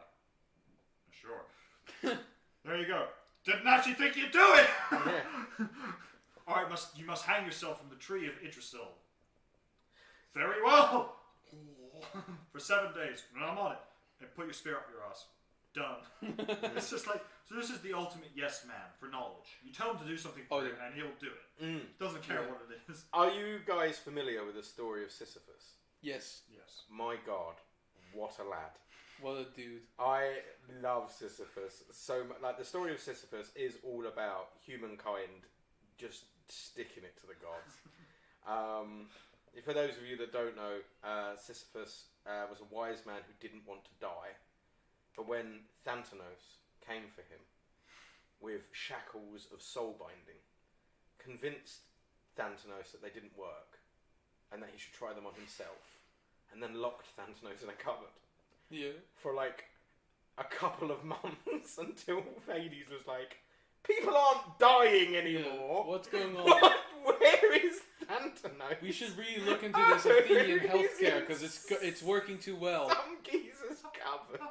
I just like to imagine Hades just sat there at the desk. There's just some skeleton walks by and goes, "Anyone new?" It's like, "No." Just Hades goes, "Okay." Or like there's a big abacus and there's like a skeleton managing it. And he's just like been on the last bead for a very long time. Yeah. Ironically, the punishment for that was immortality. In a sense, wasn't it? Because he went. So when he discovered that Thanatos had been released, he knew his death was coming. So he went to his wife and he said, "Don't ask any questions. But when I die, I want you to desecrate my body and throw my body into the street and let it be eaten by dogs." So he dies, and he goes to hell, and Thanatos is pissed at him, and he's like, "Fuck you. Pay the fucking ferryman." And he's like, "I've got no money." He's like, "What do you mean you've got no money? You're a wealthy wise man. I went to your house, you locked me in an expensive cupboard. I know you've got money." He's like, "No, I've been desecrated. I can feel it. My wife has betrayed me." Yeah? And so Thanatos is like, "This is unacceptable." He's like, "Thanatos, I know we've been enemies before, but you must be my ally now. Pay for my ferry ride. Take me to Hades. I must plead my case." So, ferry ride gets paid for. He goes to Hades isn't in. Hades is like at lunch or something. Sure. Persephone is on the throne. Oh man! And he tells Persephone, he's like, "Persephone, I've been desecrated. I've had no burial rights. Have I not lived a virtuous and just life? Fine, I tricked your lapdog, but surely, I won't be the first and I won't be the last. So let bygones be bygones. Return me to life so I may punish my wife." And she fucking does. And he runs from the gods until...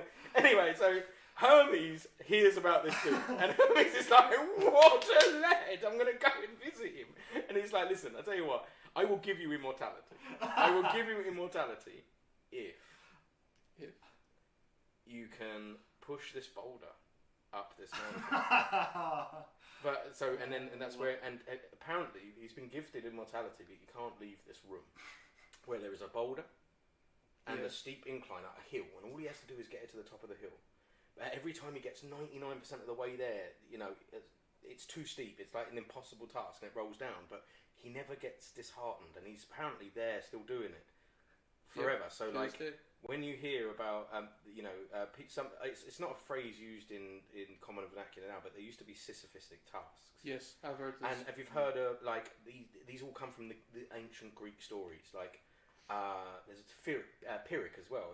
If you've heard of a Pyrrhic victory, it means that you attain something.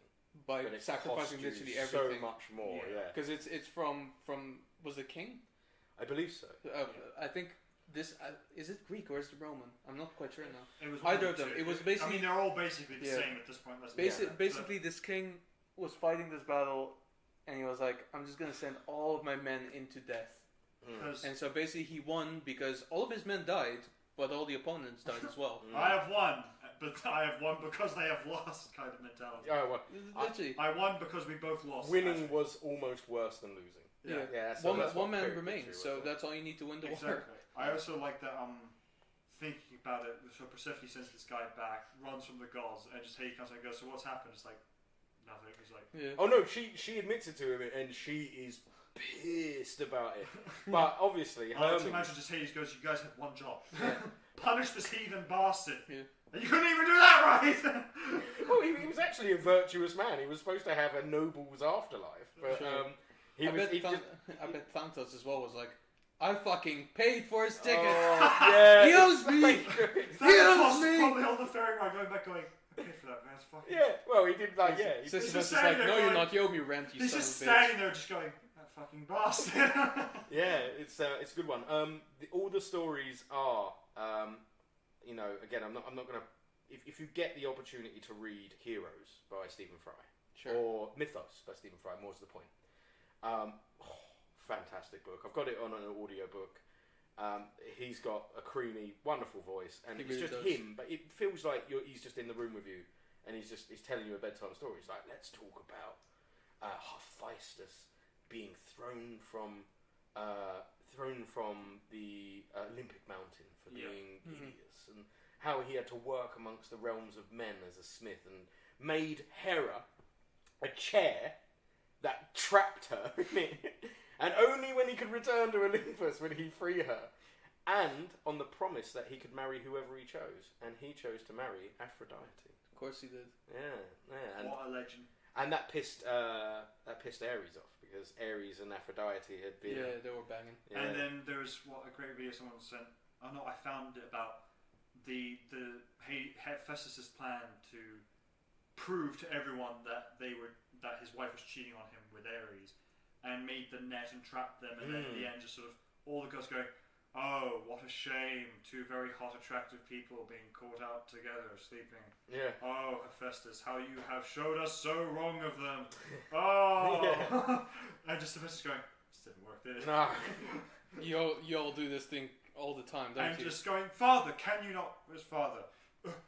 Son, I'll be one moment. Make sure your mother's not looking. Exactly.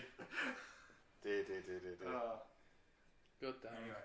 I like how Zeus does, he takes such delight in all his creations that it doesn't necessarily need to be human to catch his eye. Like there are as many stories of him going, fucking look at that goat. One moment, he becomes a goat. Because so a lot of the early Grecian stories are basically stories about Prometheus and Zeus hanging out as mates. Prometheus is like a titan who rebelled against the Titans. Switched sides. And and then obviously he betrays the gods by introducing fire. I think that's the thing. Like you look at the king of the gods and almost these realms, particularly Odin and Zeus as well. They're not great people. They've done shitty things, but they are weirdly chill about a lot of fucking shit. And I wonder if that's where the success of all-loving, all-benevolent, monotheistic gods comes from. Because people are like, Why would we follow Odin? The dude's mad.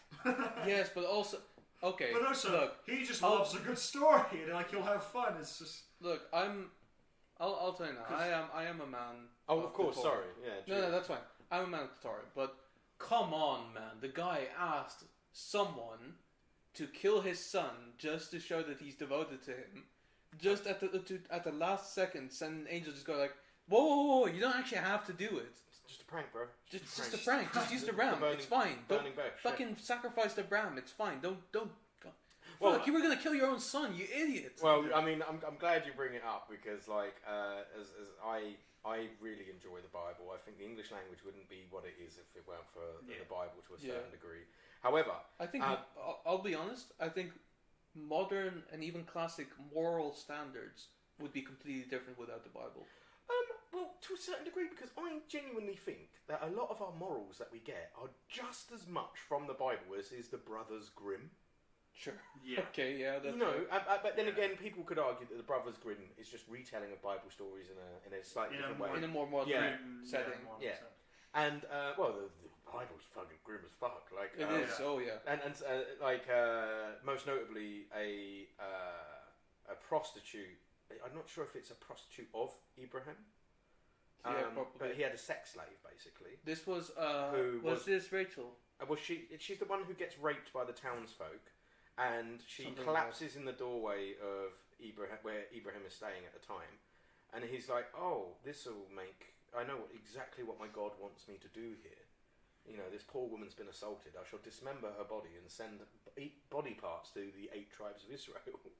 Do you know what? No, I don't remember this. I was like, "Fucking, what am I? What's the story here? Like, you know, what more What to learn here? Yeah, like, what's happened here?" Yeah, or the fucking the stories of Samson. Yeah. I want you to kill and murder people and take their clothes. Isn't that how there's a whole bit about him stealing people's clothes? I think so. Yeah. I mean, obviously, the most famous bit is like the bit where he's like, you know, fucking Delilah, I love you, and she's like, I'm gonna cut your hair. I'm just gonna wait until you sleep, and I'm gonna cut your hair, and then you can't do fucking none. That's the thing, because just some sort of. Is that weird. in the Torah? Samson. Sorry? Is Samson in the Torah? Yeah, Samson's in the Torah. Amazing. Because it's Old Testament, right? Carry on. Sorry, I didn't mean to cut you off. No, I don't remember where the Old Testament ends, to be honest with you. But it doesn't end for you technically. No. And to be honest, as much as I do enjoy some of the Marvel movies, they butcher the Norse mythology to a massive degree. Because for one, Loki is not the son of Odin. No. Technically the brother of Odin. Yes. Yep. And those two are as thick as thieves and best mates. And all they do is just they love sowing chaos and fucking with mortals. Yep. Is he? So like, I haven't actually. So I've extensively read about the Egyptian pantheon and the Greek pantheon. I have really not done much about the Norse one. Is the Frost Giants of Jotunheim a thing? Yeah, there are the 9 realms. They're an actual thing, and they're all different. Yeah, I'm familiar with Yggdrasil. They're real. But so the giants of Jotunheim, there were several different giants, but they were the main ones. And there's so many great stories about the war, but it's not just the war, but the fuckery between the two sides. Yeah. So Thor went to speak with some giant. I can't remember the name of the giant, and I apologize to any Norse mythology fans.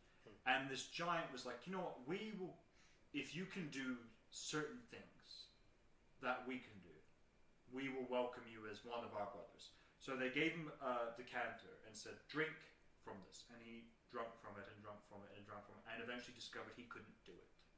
There was just too much liquid in there. And they were like, okay, fine, pick up this. And he, whatever it was, I can't remember, I think it was an actual table or another something giant. He tried and tried and tried, once again could not do it. They're like, it's okay. They all laughed and went, it's fine, there's something else. Wrestled this elderly lady. Thor wrestled, lost to the old lady. And after doing all these different tasks, he left. And someone was like, oh, didn't you realize that the decanter of water, it was the ocean. What? You were drinking, look, the world serpent's been slightly revealed. And you went, what? The thing you were trying to lift, that was the mountain. Last thing, elderly one was a full-on giant. He went, motherfucker. And he turned around and the palace was gone. And the giants had basically spent this entire day dicking fucking with Thor and left the moment he found out. He's like, You bastards! That's way funnier than Is the Old Loki Testament. a Jotunheim ice giant? I think he I'm is. not entirely to a sure, to degree. be I think honest. he. I think it's relatively unclear because while he's meant to be the brother of Odin, I think they specify he's Odin's adoptive brother, but they've never been clear. I think that he's a giant. All I remember was that essentially the story of how Ragnarok is supposed to actually occur is not Hera, what's her name? Frigga, Yeah. the wife of Odin, has a son, the most beautiful boy in the world, Balder, and the thought of any harm coming to him terrifies her. So she went around the world and literally asked everything. She asked the blades of grass, she asked rocks, she asked men, she asked women, she asked everyone, do not harm my child. And they all agreed. They agreed that he should not be harmed. The giants of Jotunheim, the fire giants of, what was it? Where Surtur lives. I can't remember his name. We get the point. Yeah, and they all agreed. Yeah. She asked everything but forgot to ask mistletoe. And that's where Loki hatched a cunning plan, originally meant to be nothing more than a prank. Because even he wasn't, I think he discovered it was mistletoe. But he got Balder's brother Hodor and convinced him, shoot an arrow at your brother. It won't harm him because he's impervious. He is invulnerable. Because the thing is, Loki thought that was a slight against the idea of like, no, the point is harm is meant to be part of the natural order of things. And chaos is brooded through that, and it's a crime against me as the god of mischief. I can't play a prank on this guy. So he found out, gave it to him, and I don't think he intended for Balder to be killed. He wanted him to be wounded. But it killed Balder, and Loki went, fuck. And the gods imprisoned him, and his wife, and a serpent dripped poison on top of his head for all eternity, and his wife constantly had to go there, hold the jug under, take the poison, and it would fill up. She'd have to leave, pour it out, and it would keep dropping on his head. And he eventually swore vengeance upon the gods. And he had 4 children. 4 or 3? I think 4 I don't children. remember. No, he had 4 children. I can't remember who the 4th one was. His 3 children are Fenrir. He does have 4 children. Fenrir, the great wolf, who is destined to kill Odin and consume him. He has Jormungandr, the world serpent, who is destined to fight and kill Thor, but die himself.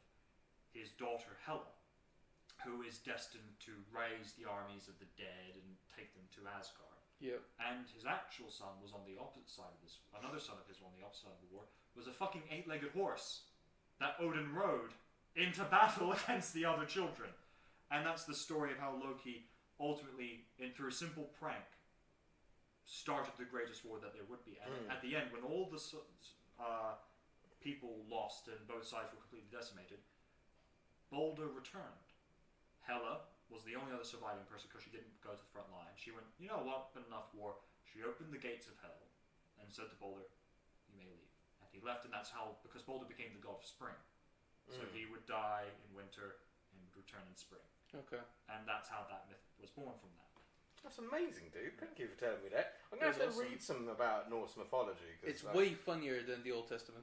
I don't find the Old Testament funny at all. No, it's the only things I do find funny are where they accidentally let God be capricious. So the thing was, mistletoe was considered too small to be harmful. And that's why she never asked. Because But blades of grass, no, they have to. She was happy to. Oh, back then, grass could grow. You could fucking cut yourself. Yeah, God. So Jacob, the story of, I believe it's Jacob. Correct me if I'm wrong. But he goes to basically.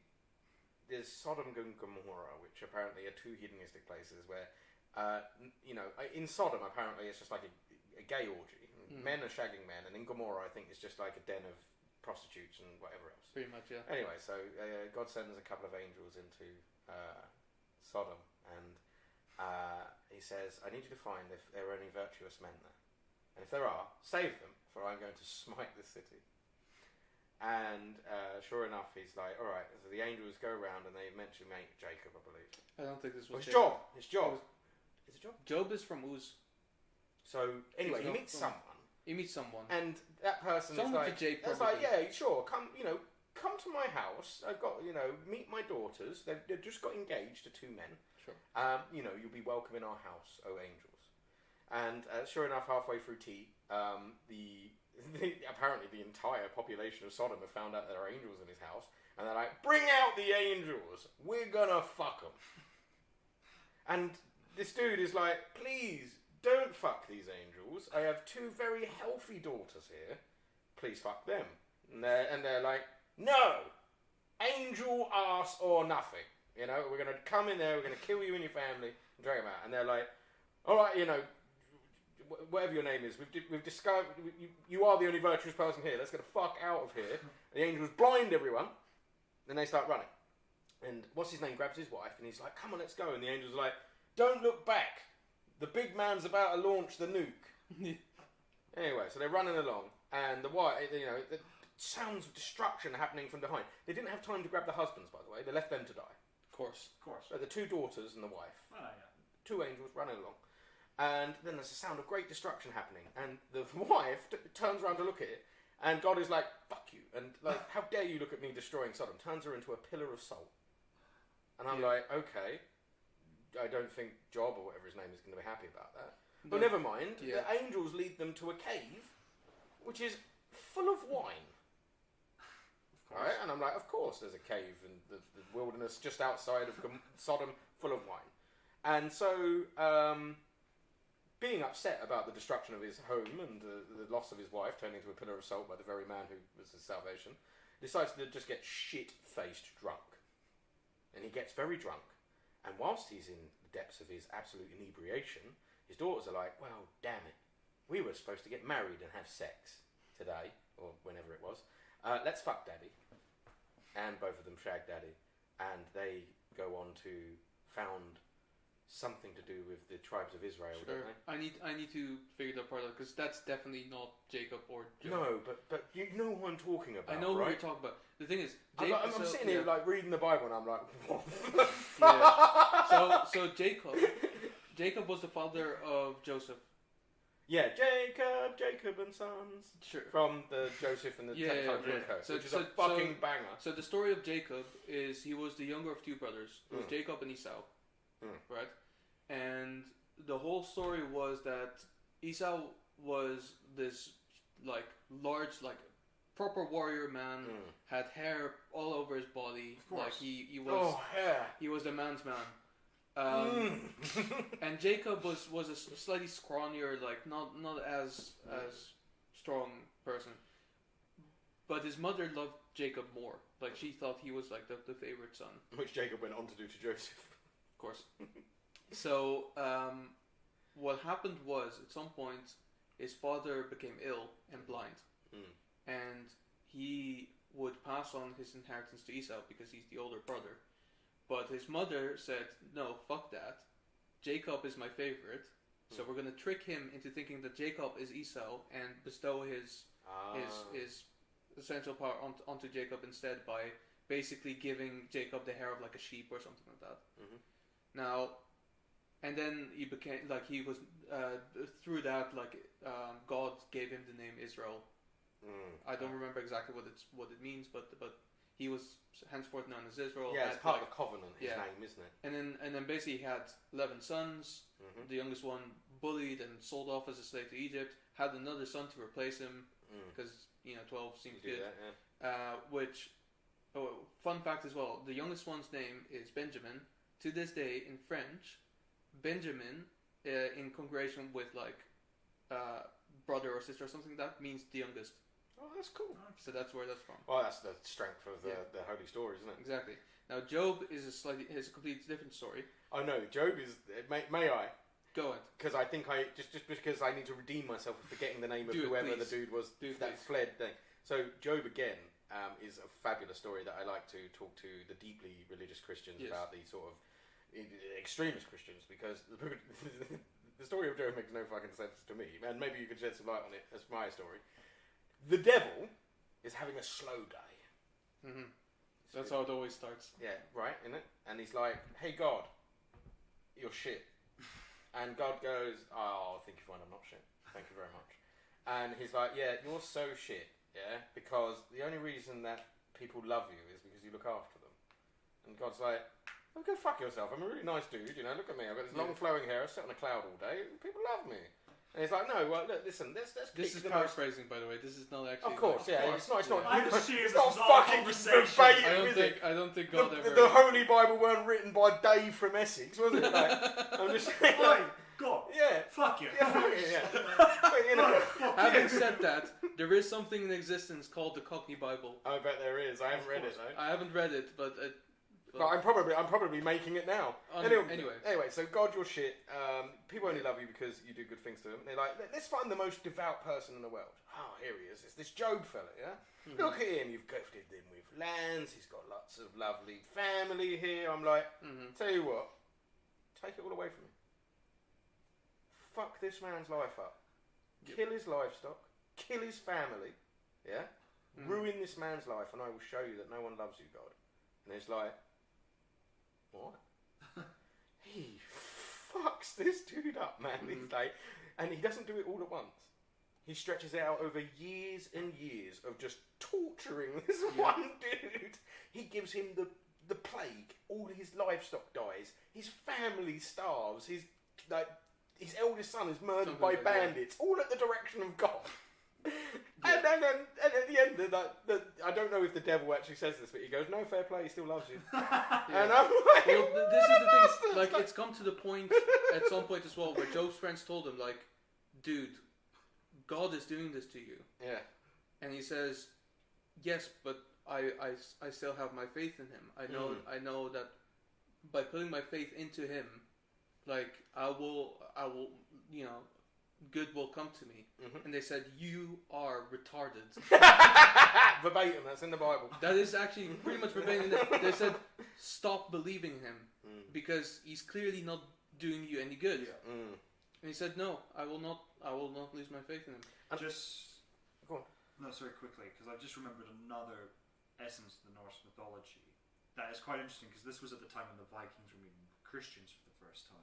So after Ragnarok happened and Balder returned, only two mortal people survived.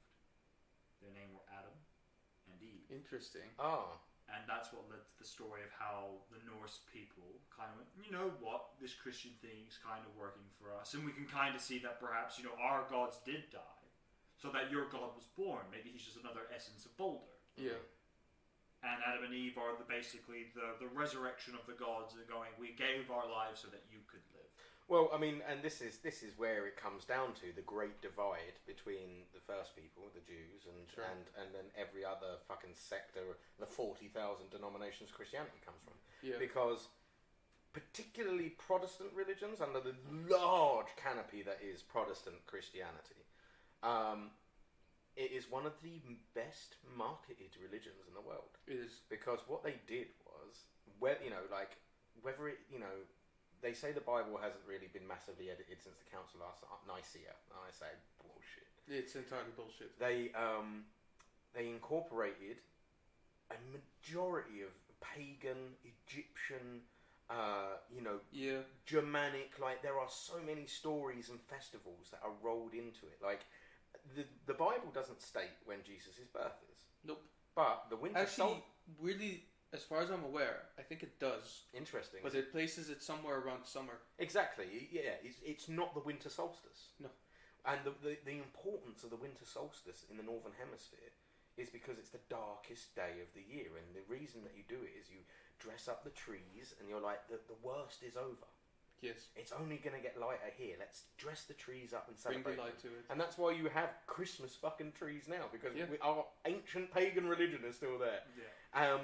Easter, the time where Jesus was supposed to be, he was executed and rose 3 days later, just so happens to be in the same day as the pagan god of fertility's festival day. And even then, you can't even mark it because in the time that Jesus was executed, you had either the Roman calendar or the Hebrew calendar, depending on how you look at it. Yeah. Neither of them being, well, the Hebrew calendar is being used, by Israelite particulars. The Roman calendar completely abolished by now. And the thing as well is that the thing that is celebrated in the Bible, is the fact that when Jesus died, for 3 days the dead rose everywhere around the world, and it was supposed to be a Halloween kind of festival. Your loved ones will come back to you and you can spend 3 days with them. Yeah.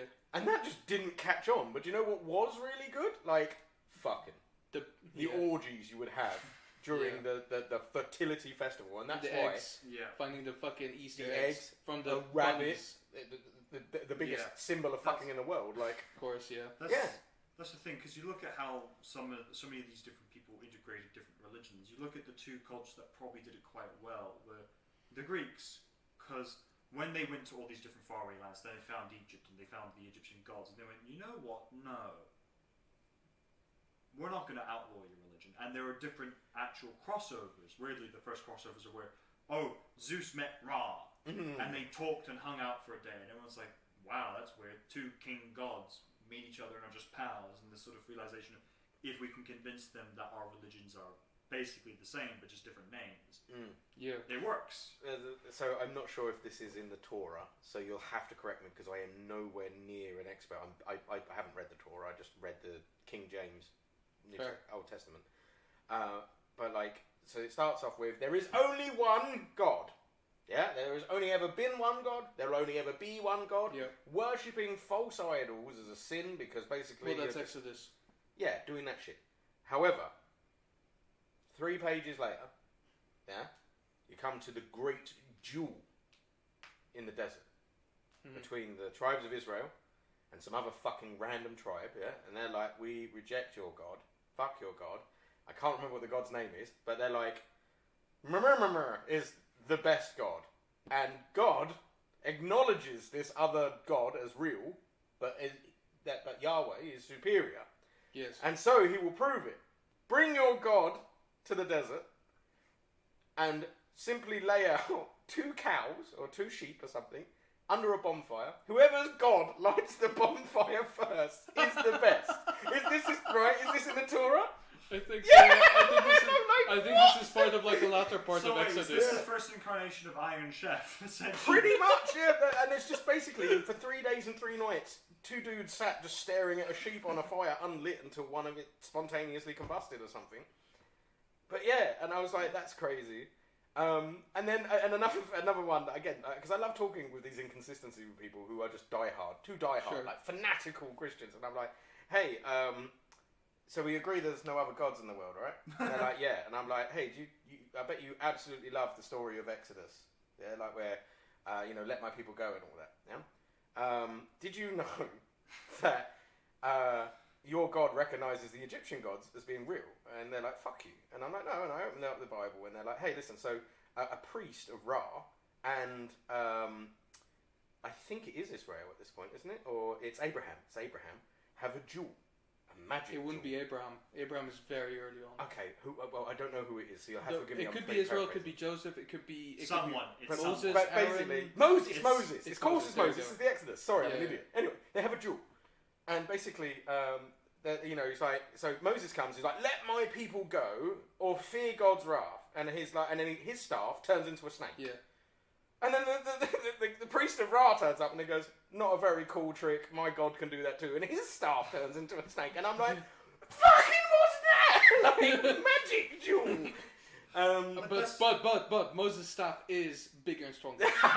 So much bigger and thicker and girthier. Also, do you know, last Passover I actually learned something that I never knew before. Oh yeah, what's that? Did you know Moses had a stutter? No. That's why he had to recruit Aaron, is so that Aaron could interpret his word, that was God's word, via Moses. I didn't know that in the Bible. I'll have to check. I have to check as well, but according to my mother, who has studied this shit at school, he apparently had a stutter, and therefore had to convey everything that he wanted to say to Aaron, so that Aaron could speak for him. Interesting. That's so mad. But yeah. No, I just love it. I mean, I think, do you know, all we've done tonight is talk about stories. I know religion is a very tetchy subject. It is. And I know that I may have been a little bit deriding, and you've been very accommodating. And well, yes. Well, for instance, you said that the story of Job doesn't necessarily make a lot of sense. Indeed. For me, it's actually my favorite story. Cool. Because, to me, what that story basically symbolizes, God was kind of a dick. But when you think about it, like, life is like that. Like, you will go through, in life, you will go through things that will heavily shake your belief in things, right? Like, maybe with us, like, you know, we want to do film, and I don't. You have done a couple of jobs recently. I have not done anything with film anytime recently, right? And so, like, with the things that you believe in and that you want to like go for, like that you want to achieve in life, you will meet obstacles, and there will be things that tell you that whatever you're believing is probably wrong because it doesn't congregate with like the modern world. But you have to believe in something, and what you believe in is not something that you've logically derived that you want to believe in. It is what you believe in, and you have to stick to that no matter what, because that's what drives you in the end. And that's what faith is, I assume. I must reframe my argument as well, just in case anyone is. No, it wasn't offensive. No, of course not, and I never want it to be. When I've been discussing, so I find I normally have these discussions with proselytizers. Sure. Who obviously have an agenda. They want me to join their religion. Of course. More fucking for them. Which is why you have to talk to Jews, because they don't try to do that. Do you know what? You say that though. You know, you see this, yeah? I don't know why. I mean, it wasn't when I had pink hair, but I constantly have Jewish men that come up and ask me how my mother is. Shalom. I'm really polite, and I go, yeah, you are, mate, shalom. And he's like, how's your mother? And I say, not Jewish, mate, but nice to meet you. And they're like, all right, and shake my hand, and they leave. But I can't walk through Hackney without. It's just so fucking typical. And I have never changed my answer. There's always, how's your mother? And I'm like, not Jewish. Nice to meet you. So, just quickly, it has been truly wonderful, but at this point, we've been going for 3 hours and 10 minutes. Yeah. Amazing, I need a cigarette. Let's do this. I think it is time to end things here. Very good. But it has been an absolute pleasure. And it really has been. A lot of fun having you on. This truly has been a special episode. Stuff. But yeah, I think we'll be wrapping it here, guys. Thank you for tuning in. Thank you very much. And maybe you'll see me again sometime, eh? Yeah, absolutely. We'd love to have you again, for certain. And we will discuss that again going forward. But anyway, guys, we'll hopefully be back here next week. But until then, have a good week, guys. Yeah, have a great week. Comrades. Ta-da. And out.